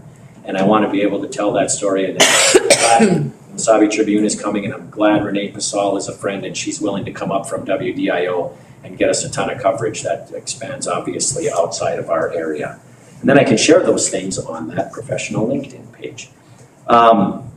So that's going to be great. Essentia came also and did a big science lab day at Rockridge High School. You might have seen that on WDIO and in our newspapers. That was great, where over 200 RRHS students were able to have lab experiences right from the Essentia professionals, right in our science labs. That was awesome to see our kids looking through microscopes and testing blood and looking at things and watching and learning and doing things. Like I said, they came to us, which was great. We just sent over 50 kids to the Discover Healthcare over at the Discover Healthcare Northland at the Hibbing Memorial Building. I attended with them. That was neat to see all of our kids get a ton of experience and exposure from all of the places that they can eventually someday either go to college or trade school for, or the jobs that they could do right now should they choose to get a license. Like our CNA kids at the end of the semester will be able to test and then have their CNA license and immediately start impacting the workforce. Something we're doing right here on our campus. We went on manufacturing tours with Mr. Feary's group. Jill Oja and I joined them, and those were specific to manufacturing. I was able to go with a group that, well, so did the other one, but we just alternated. Hancock Manufacturing, Komatsu, and Helien facilities. That was cool to see all of those. All of our kids got to see hands-on look, see, learn. They got to study the SolidWorks that Bill is still here, the SolidWorks, there you are. That's exactly what they're using out at Hancock, is exactly the SolidWorks. So the kids are like, we use the same thing. She said, yeah. She was showing them how to do it. They're like, yeah, we just learned how to look at that 3D stuff. That was cool to see that connection. And again, the Katie Johnson benefit hockey game, November 22, 6 o'clock at the Hip. I think that's it. Okay. Willie, what are our students doing with Orthopedic Associates so far? So far, we're getting ready to, they know this. We will be shadowing when our kids are ready coming out of the CNA. OA is already going over and speaking to our classes. They've come for the 9th grade career exploration. But now when it comes time that our CNA teacher says, yep, we want to come look at casting, we can come over and look at casting. They're going to be getting ready to come and do some shadows as we speak, but they're getting the in-class stuff first with the help of OA and many others coming over to talk to them. Okay, good. Want to move me on, Bill, or no? Yes, sir. What is the next one? What's the title on your sheet? Gilbert School do bid auction update. Here we go. Then you get rid of me finally. Gilbert auction number 1 grossed $12,698.52, which netted for us after their costs $7,787.04. Gilbert auction number 2, if you looked at the auctions, you would have seen that that's how they had them set up. As the auction gets too full of lots, they then open another one and start filling that, and the lot is an item, basically. The Gilbert auction number 2 grossed $14,333, and a net for us on that one was $11,490.04. So the total gross was $27,031.52, and we took home $19,277.08. All right, perfect. Okay, thanks, Willie. All right, thanks, Thanks, Billy. Mr. Bryson, you are up next on parking security and access control update. This item is talking about Parkview Elementary School. We're looking at upgrading the access control and security measures that are available in that facility to align it with the rest of the Rockridge facilities. We want to try to get that school brought up to the same security platform that we have at the Laurentian at the Rockridge High School and here at the admin building. And that would allow our staff to move around the facilities a lot easier. When we issue a fob, we'd be able to issue them to a number of buildings with general access. We currently, we were in 5 different fob systems. So every time we had a coach, we would have to add their fob to the Laurentian building and the high school. We got to do those at the same time. And then we would add them to the Parkview door system, and then we would add them to the Evelyn exterior door system, and then the Evelyn interior door system. So we've upgraded this facility to be on the same platform. It was a pretty easy upgrade here because it was a smaller site. Parkview, we're looking for about $150,000 to upgrade the exterior doors and add a couple more exterior doors to fob access instead of key access over there. And then also add a much more sophisticated lockdown system and have the same kind of infrastructure we have at the Laurentian and the Rockridge High School. So, and the new North Star will be on that same platform when it opens up. So kind of looking for board approval to move forward with that. Any questions on how that kind of would operate or what we're trying to do? So on 5.5, you're looking for approval. Did you say for 150,000? Yeah, and that's for parts, labor, installation, and configuration of the services. And it's to increase security, basically. Yeah, it's a big increase to security at the Parkview Elementary School. And then also provides a lot more seamless access control for our staff to get into the facility. Shouldn't we put that on another agenda? Yeah, we don't should, have any. yeah, we should have it on, I mean, Yeah. the way it's written on the agenda is an update. Yeah, It's we're- not asking for Okay. board approval, so I think that should be brought back to the next board meeting for approval. Is there any pressure for needing to make a decision right away? We're trying to move forward with it this winter. So we're trying to leverage some of the downtime over the Christmas break to get that installed, to have the wiring run and things of that nature, so we can get that ball rolling. So we can focus on that now and then we'll focus on the North Star Elementary School as it becomes to fruition later this year. So is that something that's already in the budget, Noel? You can think about it, it'll come back, where if you say yes, where we would take the money from, I'll talk about it during the superintendent report. It would be the FF&E from the bond money you approved this summer. That's where you would take it from. All right, Do we have a quote, and you got We do, yeah. a hard quote we can put in the packet and? Yep. Okay. I want to put part of that forward to the board to see, and I'd be willing to share that with you off. I don't want to put the full quote into board book because it does have security elements in it that I don't really want to made public to the rest of the world, right? So if you want to have a committee meeting where we look over those things, I'm totally willing to do that. But it's not something that I want to put in board book because it just opens up all the security components to the rest of the world. Yep. I think we had a closed session last time to brief the board on the details. Could you like something like that again? So maybe we could do that before the next board meeting, have a working session to talk about that stuff, Noel? Yep, you could. Now, this did go through the committee, and you can we can bring it up at a working session, or we can bring it up at the full board meeting. You tell me what you would like. It should be full board. Yeah, I think it should be full board. Yeah, We'll put it on the agenda for the next board meeting. With all that Right. with all that information redacted, all that security information. Okay, we will do it. Just, I'd approve this, but it's just, No, the way it's written, it's an update. Sure. Yep. No. Makes sense. Yeah, I did hear, I know that there are concerns with Parkview, so I'm totally on board with that, so. Yeah, Okay. that sounds good. Okay. Okay. Thanks, Bill. Just have it on the next board meeting. I have the next one too. Oh, I'm sorry. So the next one is looking at our device, our one-to-one device fleet for the district. We are in a point where we need to look at upgrading that fleet. We were planning to upgrade a large portion of it last spring and move into the new Rockridge High School with new devices. But we pushed that fleet another year into the fourth year of that fleet, and we're starting to really feel the effects of that. And we need to start looking at refreshing the fleet going forward. I've got two options that I brought forward to the board here, two leases from Apple. One of them is basically a new iPad for every student and teacher, and then a new laptop for every teacher.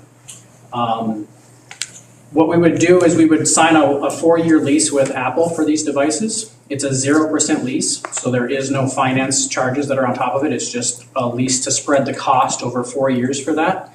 And what we would do is we would refresh those devices after 3 years. So it's a 4-year lease, but we would sell all the devices back after the 3rd year to an asset recovery company. And we would get quite a bit of funding back for selling those devices after 3 years. We're working off projected numbers, but I would easily see us getting back $200,000 to $250,000 when we sell back those devices after 3 years. Right now, I pulled the numbers for the last 3 years. Fixing the iPads that we've had broken in the school district and buying cases for them is a pretty substantial cost. We're looking at about $215,000 over the last 3 years to fix the broken devices that we've had in the school district. And we're seeing a high uptick in this 4th year with devices that are having to go back in for repair a 2nd or a 3rd time. We're seeing a lot of batteries that are starting to lose their capacity at this point, and so we're having students that are struggling with that. One thing I've bundled into this quote with Apple is an insurance platform that's built into it, which we haven't done before. So what this is doing is it's providing a case for every iPad, and it's also providing AppleCare Plus. And what that does is it allows for 2 breaks of each device per year. And what happens is when we do this with Apple, we let them know that we've got a broken device. We send them the broken one, and as soon as we submit the ticket that we've got a broken device with them, they send us a brand new iPad, which is different than the way we've been operating as long as we've been doing one-to-one. We've been doing it completely different. The way we've done it in the past and are currently doing is if we have a broken device, we bring it in, we set up a different iPad, provide it to the kid, and then we send that iPad to a company called AGI. They do the repair, and then they send that same iPad back to us. So what we're working with on our fleet right now is probably 30 to 40% of iPads that have already been broken at least once, if not a 2nd or a 3rd time. And we're reusing those same devices over and over again, and they've got diminished batteries, and they've got the frames on the devices are a little bit tweaked. And so we're really seeing the age of the devices at this point in time. So we're looking to the board to kind of look at the future, how we want to move forward with renewing our devices. And the other quote that I have, the 2 kind of offers that I'm kind of showing to the board that I think would really fit the district's needs really well is the one where everybody gets a new thing every 3 years. And we sell back those devices because after 3 years, they're still worth quite a bit. We would sell those back and take that money in. It would easily offset the last year that we have on that lease, and we start up a new one. The other option is we would set up our teachers on a 6-year refresh cycle. So every 6 years, our teachers would get a new laptop. And so if on our upcoming purchase, we would buy half the staff laptops. We would buy all the kids' iPads. And then after 3 years, we would sell back all of the iPads, and we would buy half the staff laptops again.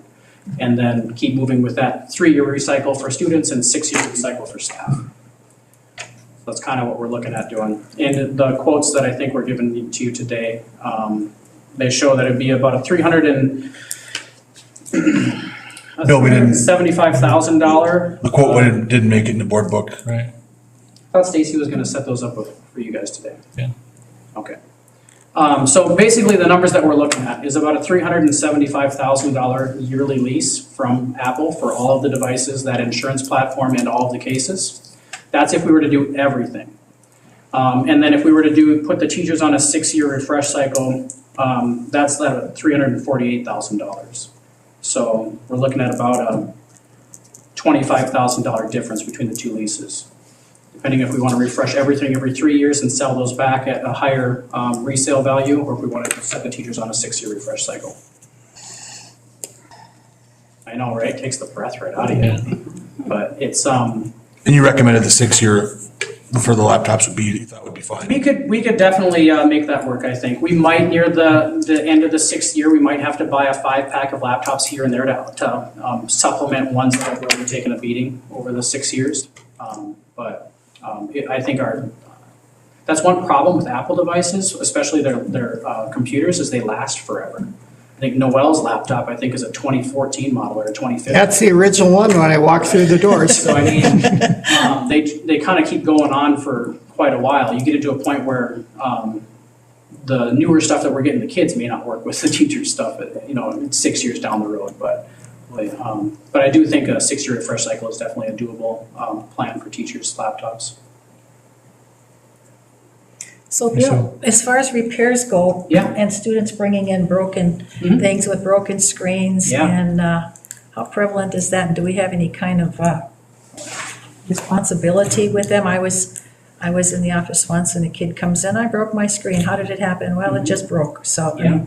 we do have too much of that, do you think? We have quite a bit of breakage at the high school for sure. Obviously, in our elementary grades, we don't see very much breakage at all, especially in the grades that aren't take-home. It's when they start taking them home, we see an uptick in breaking. And then it depends. A lot of them are, they throw them in their backpack with all their other books and stuff, and then they chuck, they get home, they chuck it up against the wall, or they, whatever. It just, I think when it gets out of their brain that they've got a device in there, that they're not really paying attention to how they're treating the global structure that it's inside of, the backpack that it's in. But yeah, we have breakage every single day. So what about accountability? Are there any kind of damage deposits for families or students? We have the insurance plan that we continue to run. I know, but that's. Where we've got, so typically, for our full pay students, it's $40 an iPad. So we issue an iPad and they can do a $40 insurance plan for that iPad. If they're a reduced student, then it's $20. And if they're a free student, we waive their insurance for that, just like we do for athletics and anything else. When we get a broken device, it's $130 to fix it. So I mean, it is truly an insurance program, right? So we take the collective insurance that comes in, and that's how we try to offset the cost of fixing these devices as they come in. So you're saying the families pay that $20 or $40? Yeah. And if you have more than one student, like we paid $80 this year. Yeah, they've got, just like family athletics, they've got a group app or whatever. And then it is per device, right? So like we issue them a device, and if they break that one, we take that, we utilize obviously the money that they provided for the insurance to help support paying for it, and then we issue them another device, and they can decide if they want to insure that second device the same way. They can do that, or they can put it on their homeowner's insurance, which not very many people do. They can also write a check at the beginning of the school year, that we cash, that covers the whole device cost. And then at the end of the school year, if they don't break it, we cut them a check back. We don't have many people that do that either. Most of the folks just do the $40 insurance or the $20 insurance. All right, thanks, Bill. Thanks.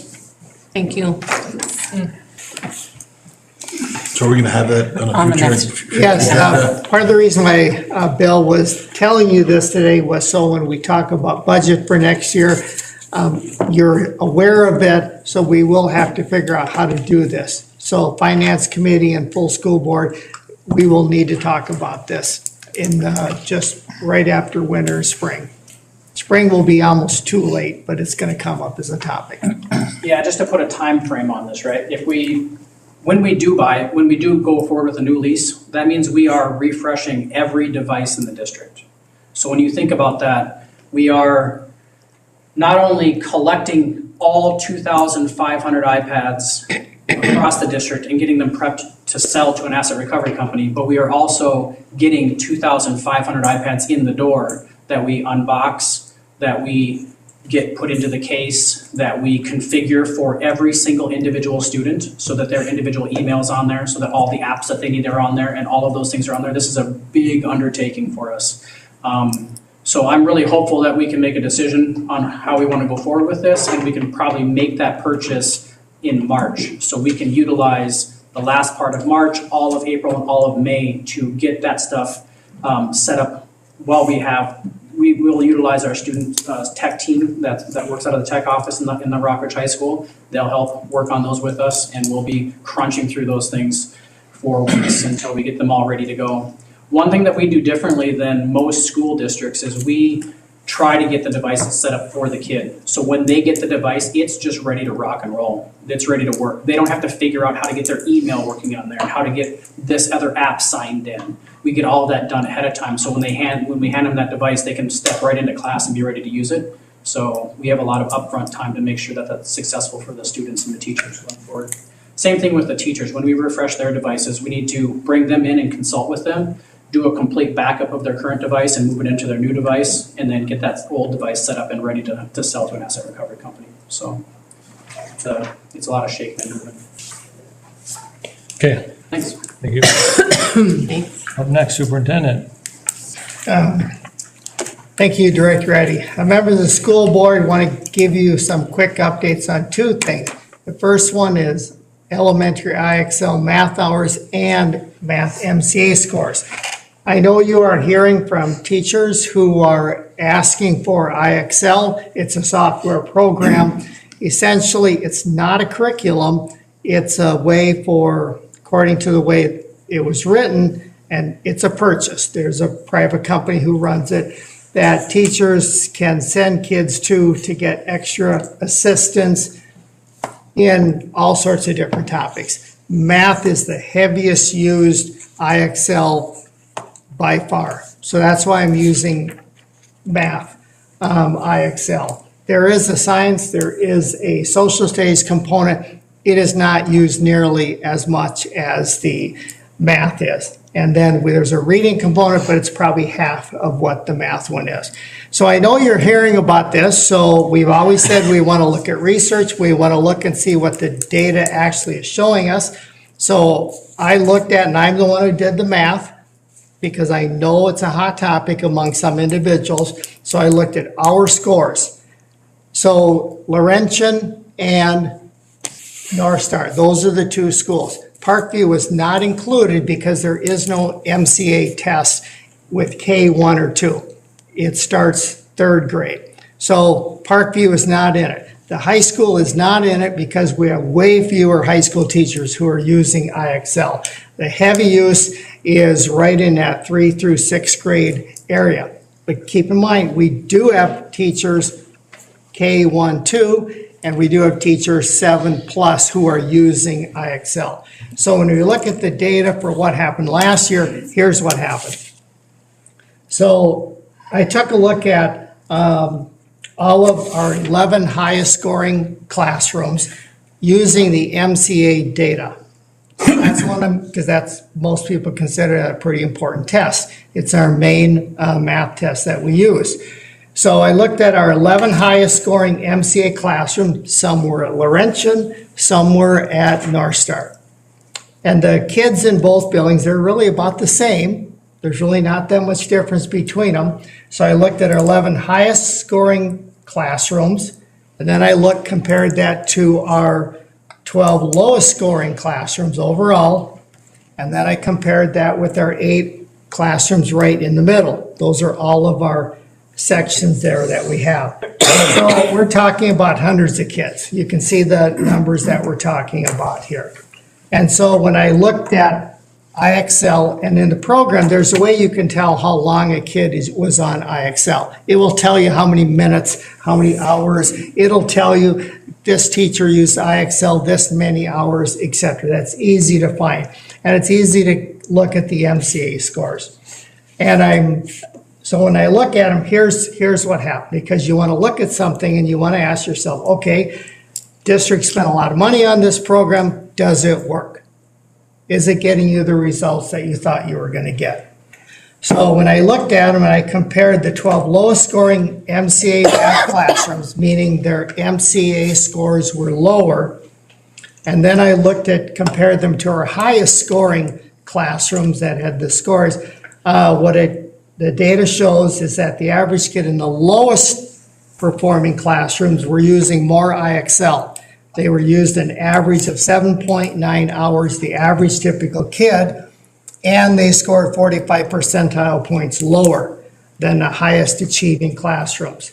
When you look at the highest achieving classrooms, then you compare them to the middle group, the kids right in the middle. Those kids are using 10.98 more hours of IXL, and they're scoring 17.5 percentile points below the highest 11 classrooms. So first you need to understand, almost all teachers are using IXL. Even the highest performing math classrooms using the MCA math, they are using IXL. But what's happening here, and what happened last year, is that the more teachers used IXL, now this is on average, this might not have applied to any one specific teacher, but the more you used IXL, the lower the kids had an MCA test result. Now, you can't do a one-to-one correlation here and say that's it, but it's there. And this is not a little difference. What I think, Noel, if I can interrupt you a second, I think that makes sense, because it's a time thing. If I'm a higher achieving, I can do an IXL 17.3 in 5 minutes. Bill might be in the lowest class, and he might take 25 minutes. So I think that's how it works. I think your results are gonna show that every time. Well, what I don't understand is you're saying that the lowest had less hours than the middle. So the middle, who actually did better, used more IXL than the lowest. So that doesn't make sense to me then. I would think that it would be reversed. It is, because it's not a direct line.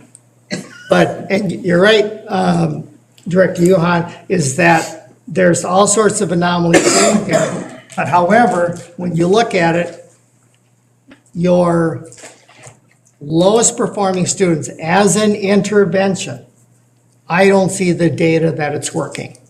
Now, it's up to you. If you want to tell me and buy IXL and get it for the teachers, we will do that, because I know you're hearing from teachers who they want to use it. And then what we'll do is we'll look at the data at the end of the year also. But IXL is not a curriculum. It's not a it's not the whole kit and caboodle. You're still going to get the biggest bang from the buck when the teachers are directly working with the students and directly teaching the students. That's where the gold is. So we can do it and we'll buy it, but I want you to be aware of the data that's out there. And then if you say yes, go ahead and buy it. What, 40,000 or so, we'll just factor it into the budget. Then we'll look at the data again at the end of the year and go from there. I think the number of people that have reached out to me, like, a lot of what I've heard is they're frustrated for inconsistent messages on why, we don't want to purchase it or why it's not being purchased. I think that there's also been a lot of communication with me about how you can really individualize the needs for, individual students with IXL that you can't do with other programs, whether or not that's not, I don't know if that's true or not true, but so that was another thing, you can individualize more. And then also looking at, needing to look at individual kids' growth rather than lumping them all together. That was another thing that was mentioned too. And then today, I think it was today or yesterday, I got an email regarding IXL because, they're pretty passionate about wanting to have it. But there was some mention of dollar amounts that don't add up to what you're saying with the 40,000 or whatever. It essentially was under $5,000 for I think it said reading and math, if I remember correctly. And so I think there's, they're looking at the dollar amount and how much it costs, and that's kind of a drop in the hat. But you're saying that it's a lot more expensive, so. It's more than that. Yeah, and I'm just kind of at the point where, I feel like I said earlier, like, where does my role as a school board member start and where does it end? And I feel like at this point, this is a conversation that really needs to be taking place with administration and teachers, and actually all coming together and having some conversation over this. That's how I'm feeling at this point, because we've been talking about it for quite a while, and they are pretty passionate about wanting it. And if it is a case that, there's certain teachers that are using it a lot more hours, and maybe it is an individual conversation with those teachers. I'm just kind of at a loss at this point. People did come to us and mention their concerns, and I forwarded those concerns, and I feel like that's kind of where it ends for me as a board member. I've advocated as much as I can, I guess. And I know from my experience with my son, it was always a book assignment with doing 10 through 30 odds, and then doing IXL 17.2, 17.3. So they're using IXL to reinforce what the book taught them. Is that's how it's always been, so they kind of went hand in hand. I don't think anybody would just using IXL exclusively. It's from what I know and from what I've heard from, I've got some emails as well. So, are you done? Yeah. Sorry, I didn't mean to interrupt. But, so the teachers I talk to, I know them to be just excellent teachers that have been here for a very long time. And so I feel like that carries a lot of weight specifically with me, that they really know what they're talking about. Some points that were made were the MCA scores don't warrant, okay, that was what we said, or you said. They thought this MCA scores were not a good indicator when looking at classes because classes were not divided equally between special ed and intervention kids. Some classes were loaded with one or both. That will skew your data. Also, which I thought was interesting, they said we do not have a science or social studies curriculum, and this was a resource that was pulled in to assist us in those areas. I just thought there's a lot of good points, and I feel like we really should, I don't know, I just feel like I would listen to them, and they said a lot of parents are missing it. One teacher said, I have first grade levels, or learners in my fourth grade classroom. I also have learners at the sixth grade level. It allows us to be on the same exact topic, but at different levels, specific to each student and their ability. And when a student gets something wrong, IXL shows them step-by-step how to do the problem. It just feels like this was a really good resource that these teachers liked, and they're just, really at odds with it being taken away. So I don't know if the data is really skewed, if that's true or not. I just feel like, I don't know. With you too, I don't know where our role is. I can answer that question about the data is not skewed. These are classrooms, complete classrooms, they have special ed kids. These are all general kids. These are not comparing talented gifted sections to other sections. It says these are the same kids. They're the same. Noel, when you had the high, the low, and the middle, out of 31 students, there should be 3 groups of almost 10 instead of 8, 11, and 12. Wouldn't that be more of high, medium, and low? I did that because that's where the data was breaking. So there was a cluster over here, there was a cluster over here, and then there was a cluster in the middle. So it did not form the typical normal curve. But that's where our classrooms cluster. Okay, for just the sake of time here, can we put that on the next board meeting? Yeah, absolutely. Just to have it? I think we need. We can approve it? Okay. Okay, however, you just need to have the data. All right, let me go to the next one. Next topic on the agenda is, and you have a copy of this, this is the total rough draft estimates as of October 2023 for future, current, demo, and building maintenance and FF&E. You've seen this before, but I added some additional items that the board has approved since the last time you saw it, and I won't go through this, the whole thing. If you're watching this online, you can certainly pick this off a board book. But some of the numbers in here, when I'm looking at the top on demolition estimates, they are only estimates, and they are estimating at $12 a square foot. Most of these are Evelyn, in the Evelyn school area up there. The Gilbert bids are actually under what's down here, but I'm keeping some of these numbers high to make sure that your budget works on all of these things. But there's a lot of, depending what the city of Evelyn tells you, there could be a lot of demo going on in Evelyn. If the city of Evelyn says they want this building or that building, then obviously that would change that information.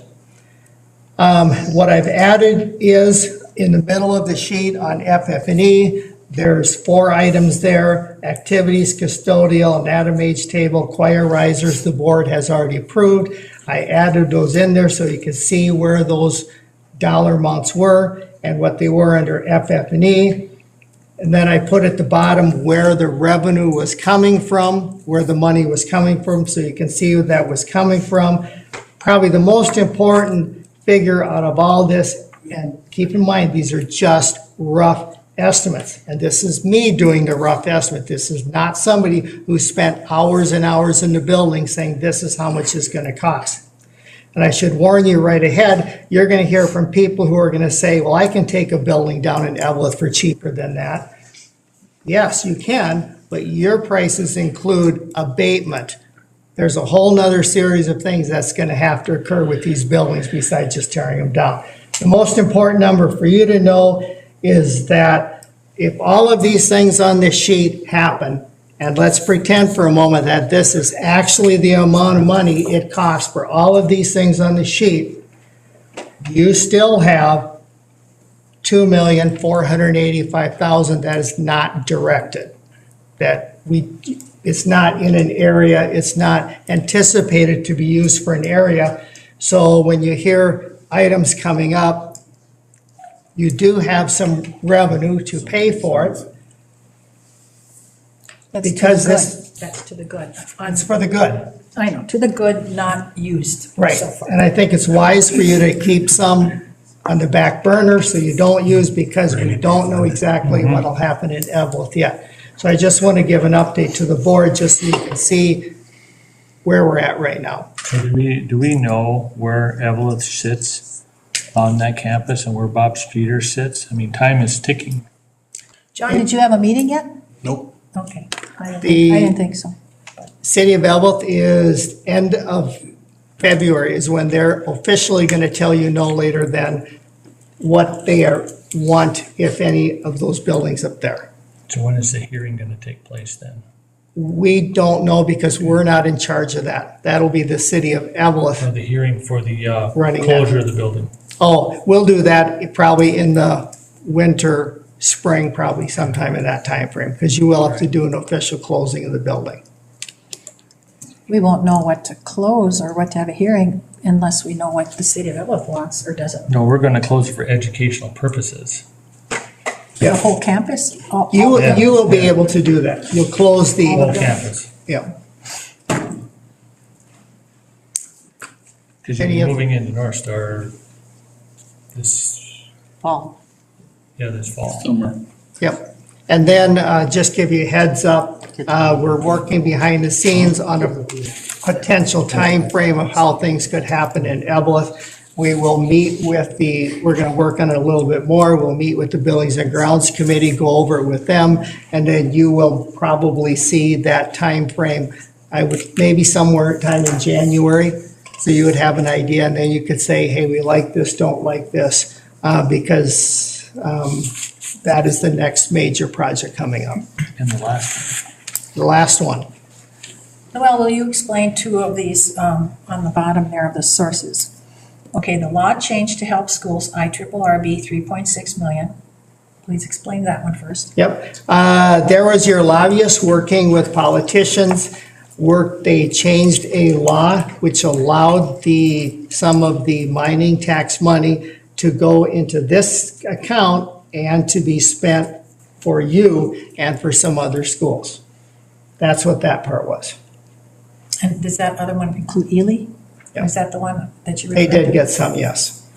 Okay, and so that's not going away. And then the second one, it's an extra 200,000, so now it's 4.9 instead of 4.7. Yes, Explain that. that's because this was, when earlier this happened, this is like a year ago, the dollar amount, what we heard was 4.7, it actually was 4.9. So that's why I put another 200,000 on it. That was for North Star. Is that the December IRRR meeting, last December? Is Yep. that the 4.7? And then when did they approve that extra 200,000? I've been following along, but, No, we thought it was going to be 4.7. and it was 4.9. It was 4.9, yes. Okay, and that doesn't have to be paid back into their coffers? That was my understanding, that was like a bridge loan to keep things going. They are not as I'm sitting here right now, they are not asking for it. But the resolutions expected that. So all I'm saying is let's not count on that for sure, because we might have to repay that, which was the understanding from the beginning, so. I just want to be cautious about that one. 4.9. And then if we do have to repay, where's that going to come from? Any other questions? No answer? Well, No, I mean, I they're wouldn't not asking you for it as of That's right what I now. was, my understanding, that it was an infusion. I mean, they called it an infusion to keep the, I mean, I don't know what that, I think it'd be signing any promissory notes or anything like that. nothing, So, I yeah, mean, they make it's, us sign nothing, they just gave us money to keep the project going. Well, the resolution, I've got a copy of it, it says that they would be reimbursed for it. So I just want to know when we're getting into some whatever here. We'd have to have a legal agreement, though. We'd have to Yeah. have a signed legal Right. agreement for that. So I've just brought it up because there's a question All in my right, mind. okay, all right, thank you, Noel. Treasurer's report, can I get a motion to approve the treasurer's report? Make the motion. Support. Supported by Director Reardon. He's been so quiet over there, I forgot he was there. That's why I said something. Yeah. Any discussion? All those in favor signify by saying aye. Aye. Opposed? Motion passed unanimously. Approve the second reading of 520. I will make the motion. Motion by Director Lotiger, support by Director Yuhan. Any discussion? All those in favor I signify. have some questions. Oh. I think there's a little bit of misunderstanding about what this, the changes in this student survey policy 520 is. We had some public input or visitor input on this policy, and I don't think that people really understand what the changes actually mean or don't mean. Because they certainly don't mean that we were expecting parental permission for every survey or every evaluation or every, not advice, but ideas that the students had.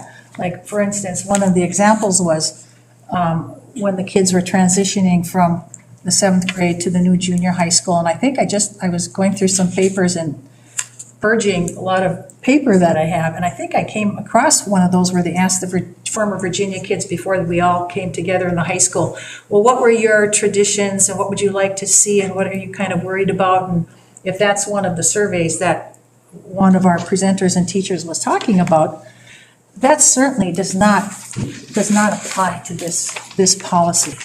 This policy only applies to any surveys, evaluations, questionnaires, or any other type of information gathering that on page 2, under Roman numeral 4, A and B, that have anything to do with these 8 categories of. I think we all know that. Well- I do. Yeah. Well, but, I think we do.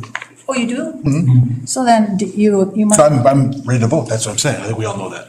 you know that it doesn't apply to the teachers and the PNC grant coordinator that said, this is going to really hamper us because now we're going to change it. We have to have permission for those things. No, that's not what this says. It's only for these very private informational questions is what this applies to. So that, I want to clear the record. That would not be affected to ask kids those types of things. Okay? So it was inaccurate information that came that. As far as an interpretation of the change in this policy. I mean, And so you're saying that the presenter had inaccurate information? I think they Based on your misinterpreted, opinion. I think they misinterpreted because what they said is not what this is. This is about surveys that ask of political affiliations or beliefs, mental or psychological problems, Yeah, we heard sexual all that behavior. before. We heard all these before. Well, I don't think you. 1-8, right? I know, but I don't think you really heard. Antisocial is self-incriminating behavior, critical appraisals of themselves or their family, legally privileged relationships, religion, practice, beliefs of the student or the parent, and income. So there's nothing to worry about by those questions and those questionnaires and those, what would you say, gathering of information, because here is the criteria. They ask, well, gee, how are we going to know what we can ask kids and not ask kids in these internal surveys or whatever? Okay, if it falls into one of these categories, it's off limits. So none of that stuff would be affected, the examples that they gave, okay? But I don't think you really understand that. I don't think you really internalize that. And that it doesn't apply to that. And I so. think I understand it. I understand it as well. Yeah. So then, if anyone who supports the MSBA original policy, this MSBA original policy does include opt-in only for any survey that federal money touches. So you are agreeing that in certain circumstances, you agree that these 8 categories are off limits and you have to have express consent of parents, because that's what this says. Is that what we're You doing agree with now, that? is questioning No, each but- other's vote and how we're? No, I'm asking if you Because that's what understand it that. sounds like. Do you understand that though? Because I don't think you do. If you're asking me if I understand it. Yes. You're making a judgment on how I'm voting. No, I'm saying. Because you're here's how it's asking me written. if I understand it. I'm reading the same thing you're reading, Okay. Polly, as well as everybody out in the public. You agree that there's certain circumstances of surveys that if federal money touches it, that you're okay with parents saying, I have to opt in and not passively opt out? Because that's what this says, Roman numeral 4, A and B. So you're in agreement with that? Polly, Are you? we've discussed this, the last 3 meetings, same policy. I'm ready to vote. Are you in agreement with what I don't need Roman to numeral explain 4 to you says? why I vote the way I vote. I'm not asking that. You are, I'm yes, you are asking- asking. I think you are. Absolutely you are. So Thank you, though. It has to I'm be good. that if you're for the MSBA policy as written, in here, it is to actually opt in instead of opt out. So all I'm saying is, the only change that was made, it was saying that not only any surveys that federal money touches, but if local, it's developed by local or state dollars, we include it the same way. And that's the only difference. Federal, it's good enough for them. Why isn't this criteria that you, if you're going to vote for this, you agree with it on a federal level, that it should be the same for state or local or third-party surveys that ask these privacy invading questions? That's what you're voting for. Perfect. Okay, no more discussion had. All those in favor signify by saying aye. Aye. Opposed? No. No. No, sorry. So it's a 4-3 vote. Okay, moving along. Administrative items. Consider approval for a That's quote. second reading? That was the second. Good.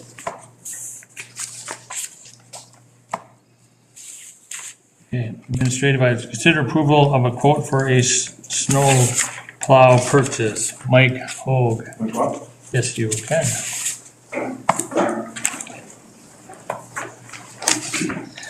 Okay, you should have these quotes in front of you. You're probably looking at 4 or 5 of them. There's some different styles of plows there. The 2 different kinds is the Boss plow and then the Western plow. The Western plow is a little cheaper, or inexpensive, or less expensive, I would say. The one I recommended, I don't know if you saw that on your thing, is because of the style of plow.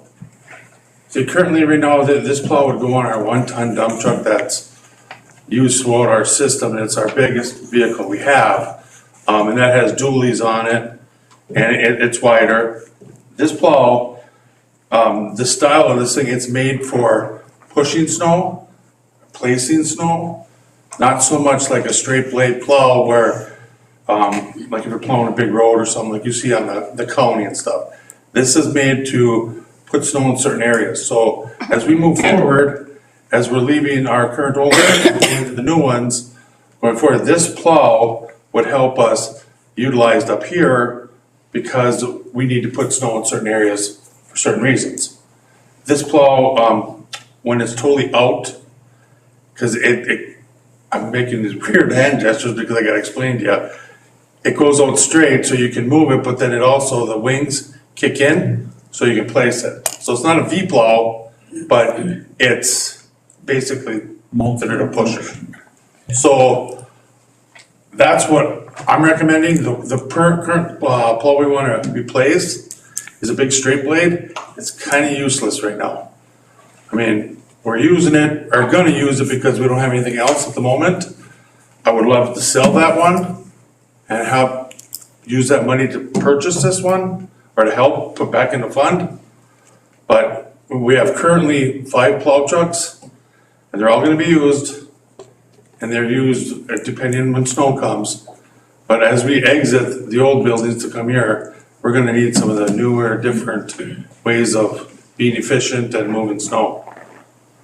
So, I just thought we need to get going on this. I'd make a motion to accept Mike's recommendation for the Western plow. Motion by Director Yuhan, support by Director Reardon. Discussion? So Mike, this, you said this is a replacement. We have a plow, Yes. but you want a different kind that will do more for us. Yes. Okay, so you have 5 plows, so that would leave us with 4 plows. Are you anticipating in the future for the replacement plows to go to this different type of plow too, over time? Would that be your future recommendation? Well, I did a little research on this, and a lot of the school districts are going to this style of plow because it's a newer thing, and it just allows you to have more access to their equipment. It doesn't create a windrow, so you're not going back over all the time.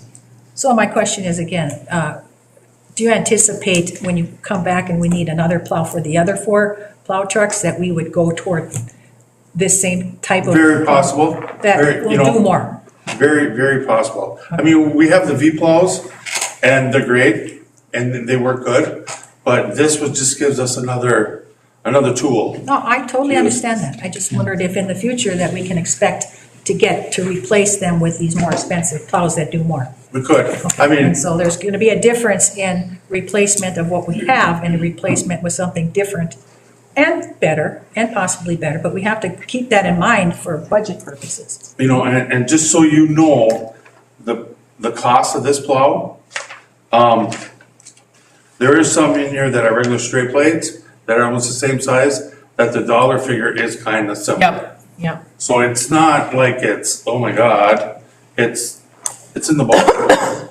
And the other thing, and the reason I'm thinking of this for future, you know, we're paying a lot of money for plowing, and we're gonna do it again this year.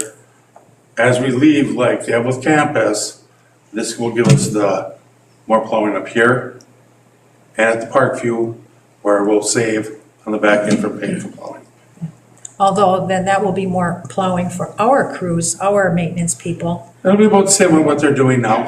And if we have to pay for it. Now, I know we've got more campus than we're going to end up having, when we don't have to plow there anymore. So. Mike, you know what you're doing? It's a local company, it breaks down, you just drive right down and it'll take care of it. So I'm gonna agree. Right there. Okay, any more discussion? All those in favor signify by saying aye. Aye. Opposed? Motion passes unanimously. 7.2, consider, thanks, Mike. Thanks, Mike. 7.2, consider approval of a uniform patch to be worn by Rockridge girls hockey jerseys as a tribute to Katie Johnson, the I make a Rockridge motion. student athlete who was injured in a car Support. accident. Motion by Director Westby, Yep. support.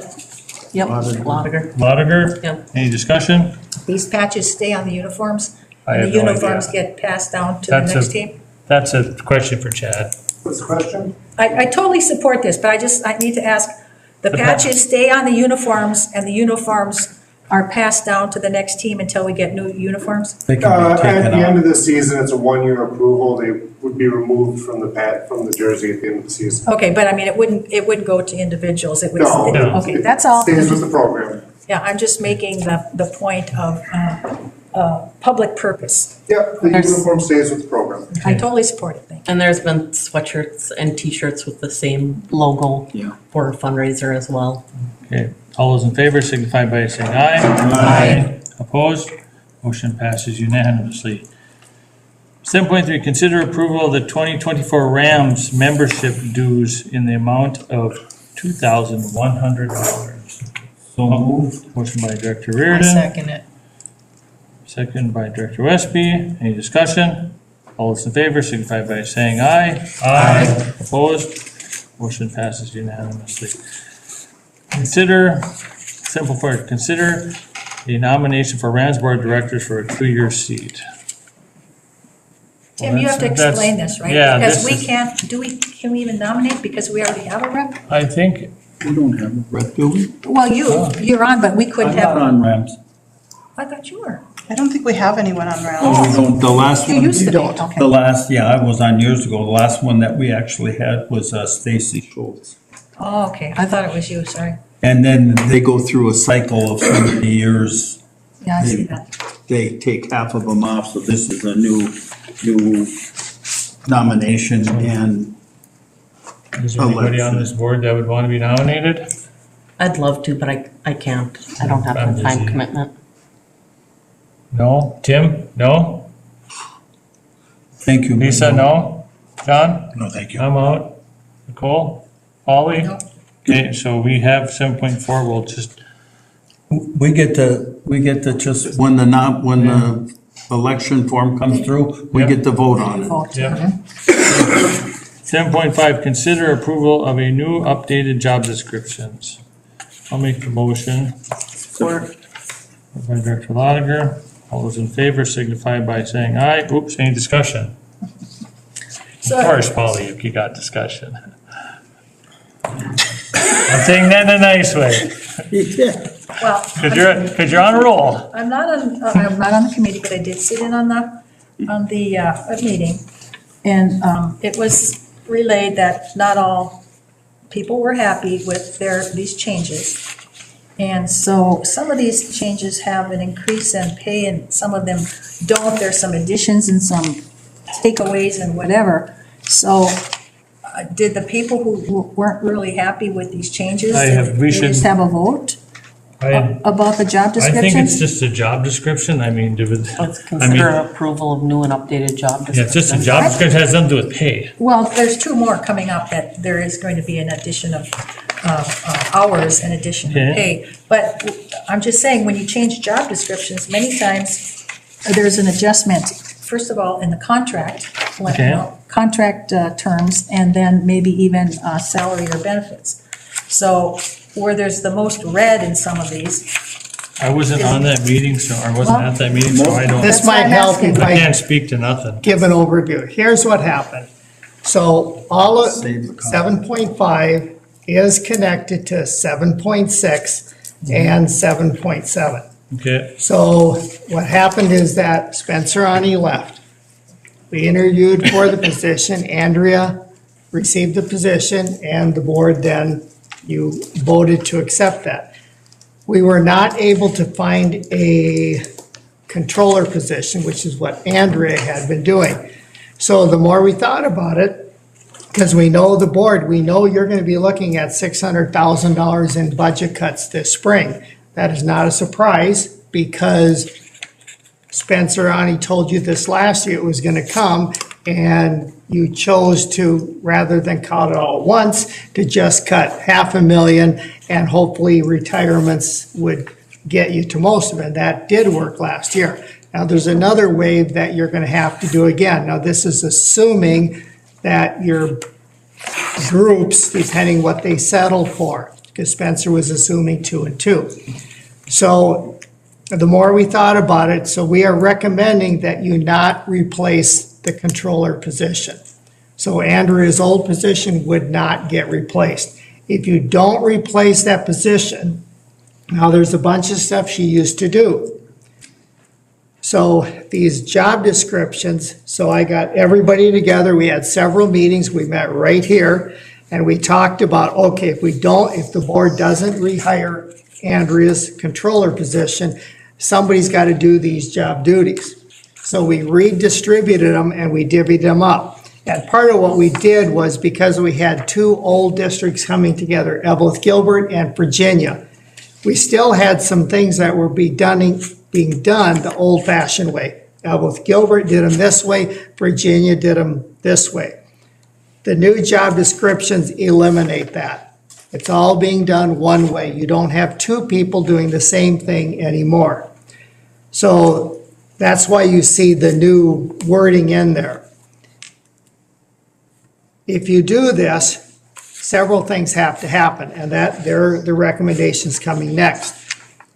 One is that Stacy Lampa works 37.5 hours a week. So we are recommending you take her to 40 hours a week. She will absorb some of those duties that used to be done, because a lot has shifted around.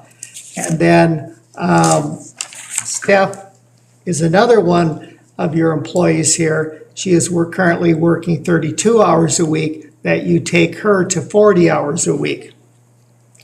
And then she would pick up some of the duties, and then we would eliminate redundancies. Others would be moved to other different people, and we believe this will work. And I did say at the committee meeting that I'm not naive. I'm not going to say everybody is happy with everything, but this is what you need to do. You have to make some hard choices here as far as cutting the budget.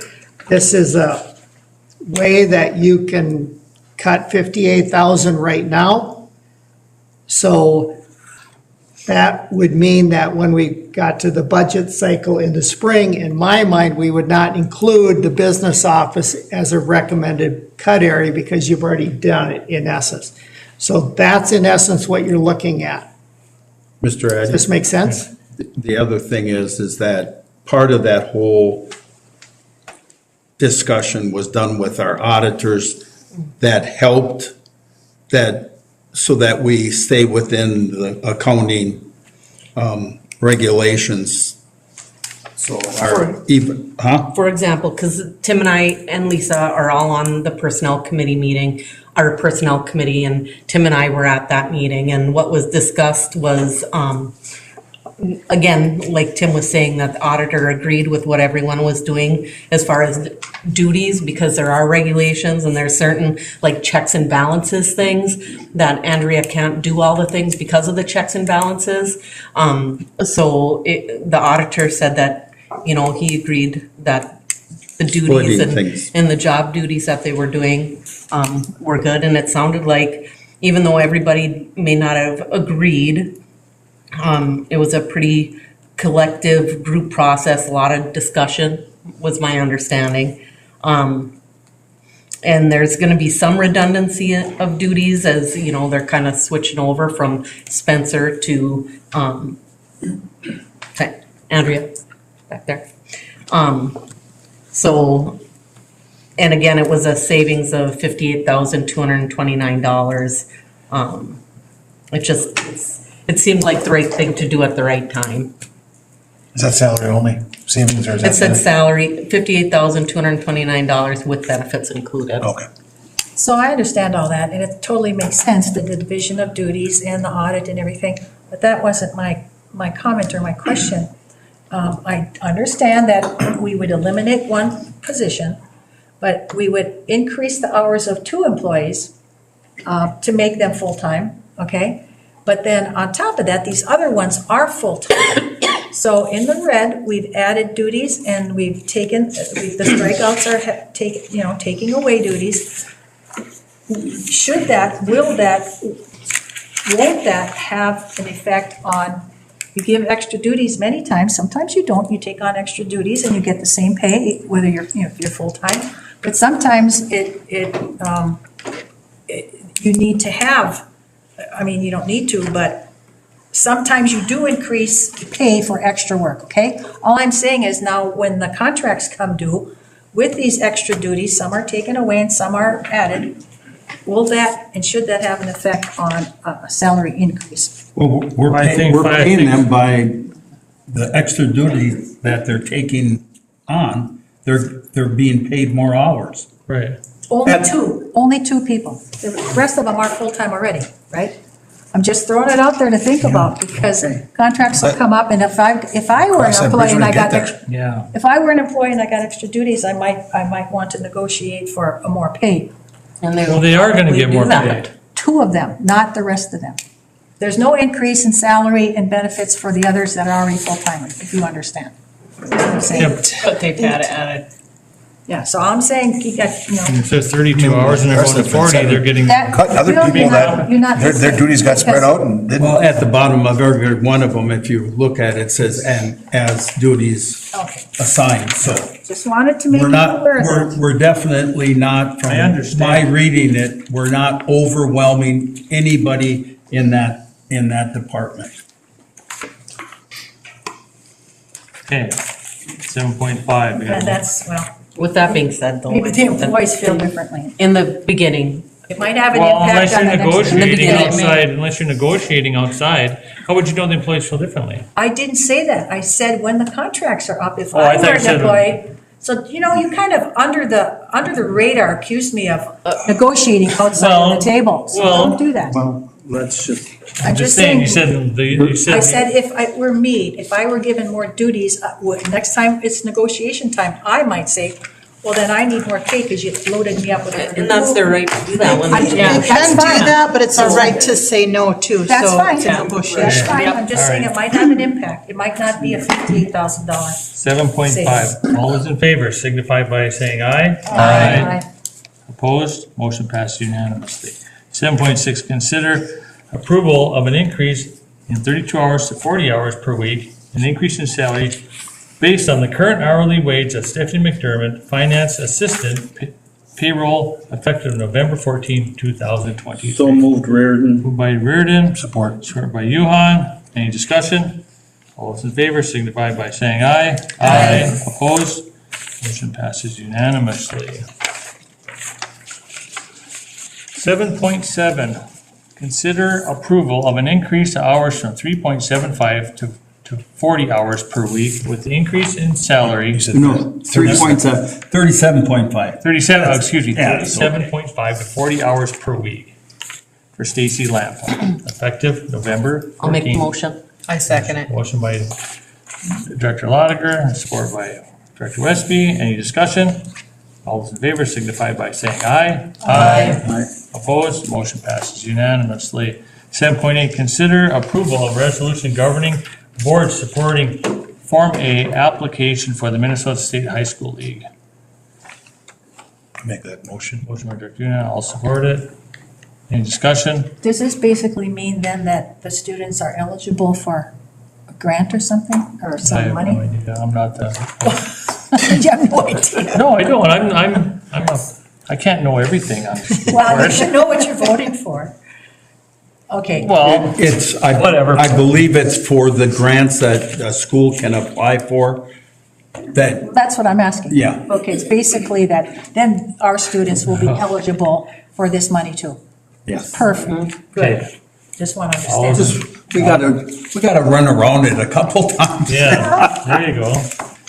All those in favor signify by saying aye. No, it's a resolution.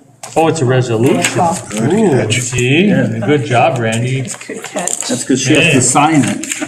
Okay. Director Reardon. Yes. Director Lotiger. Yes. Director Westby. Yes. Director Yuhan. Yes. Director Addy's a yes. Director Culver-Dahl. Yes. Director Sorkin. Yes. That motion passes unanimously with all voting yes. 7.9, consider approval of resolution establishing combined polling places. Okay, Make that motion. a motion by Director I'll Una. second. Support by Director Culver-Dahl. Any discussion? Okay, roll call. Director Reardon. Yes. Director Lotiger. Yes. Director Westby. Yes. Yuhan. Yes. Addie's a yes. Culver-Dahl. Yes. Sorkin. Yes. Okay, meeting announcements. The next regular meeting will be Monday, November 27th here at 6 PM. Can I get a motion to adjourn? I make that motion. Support. Motion by Westby, support by Yuhan. I can come out with. All those in favor of adjourning signify by saying aye. Aye. Opposed? What was that?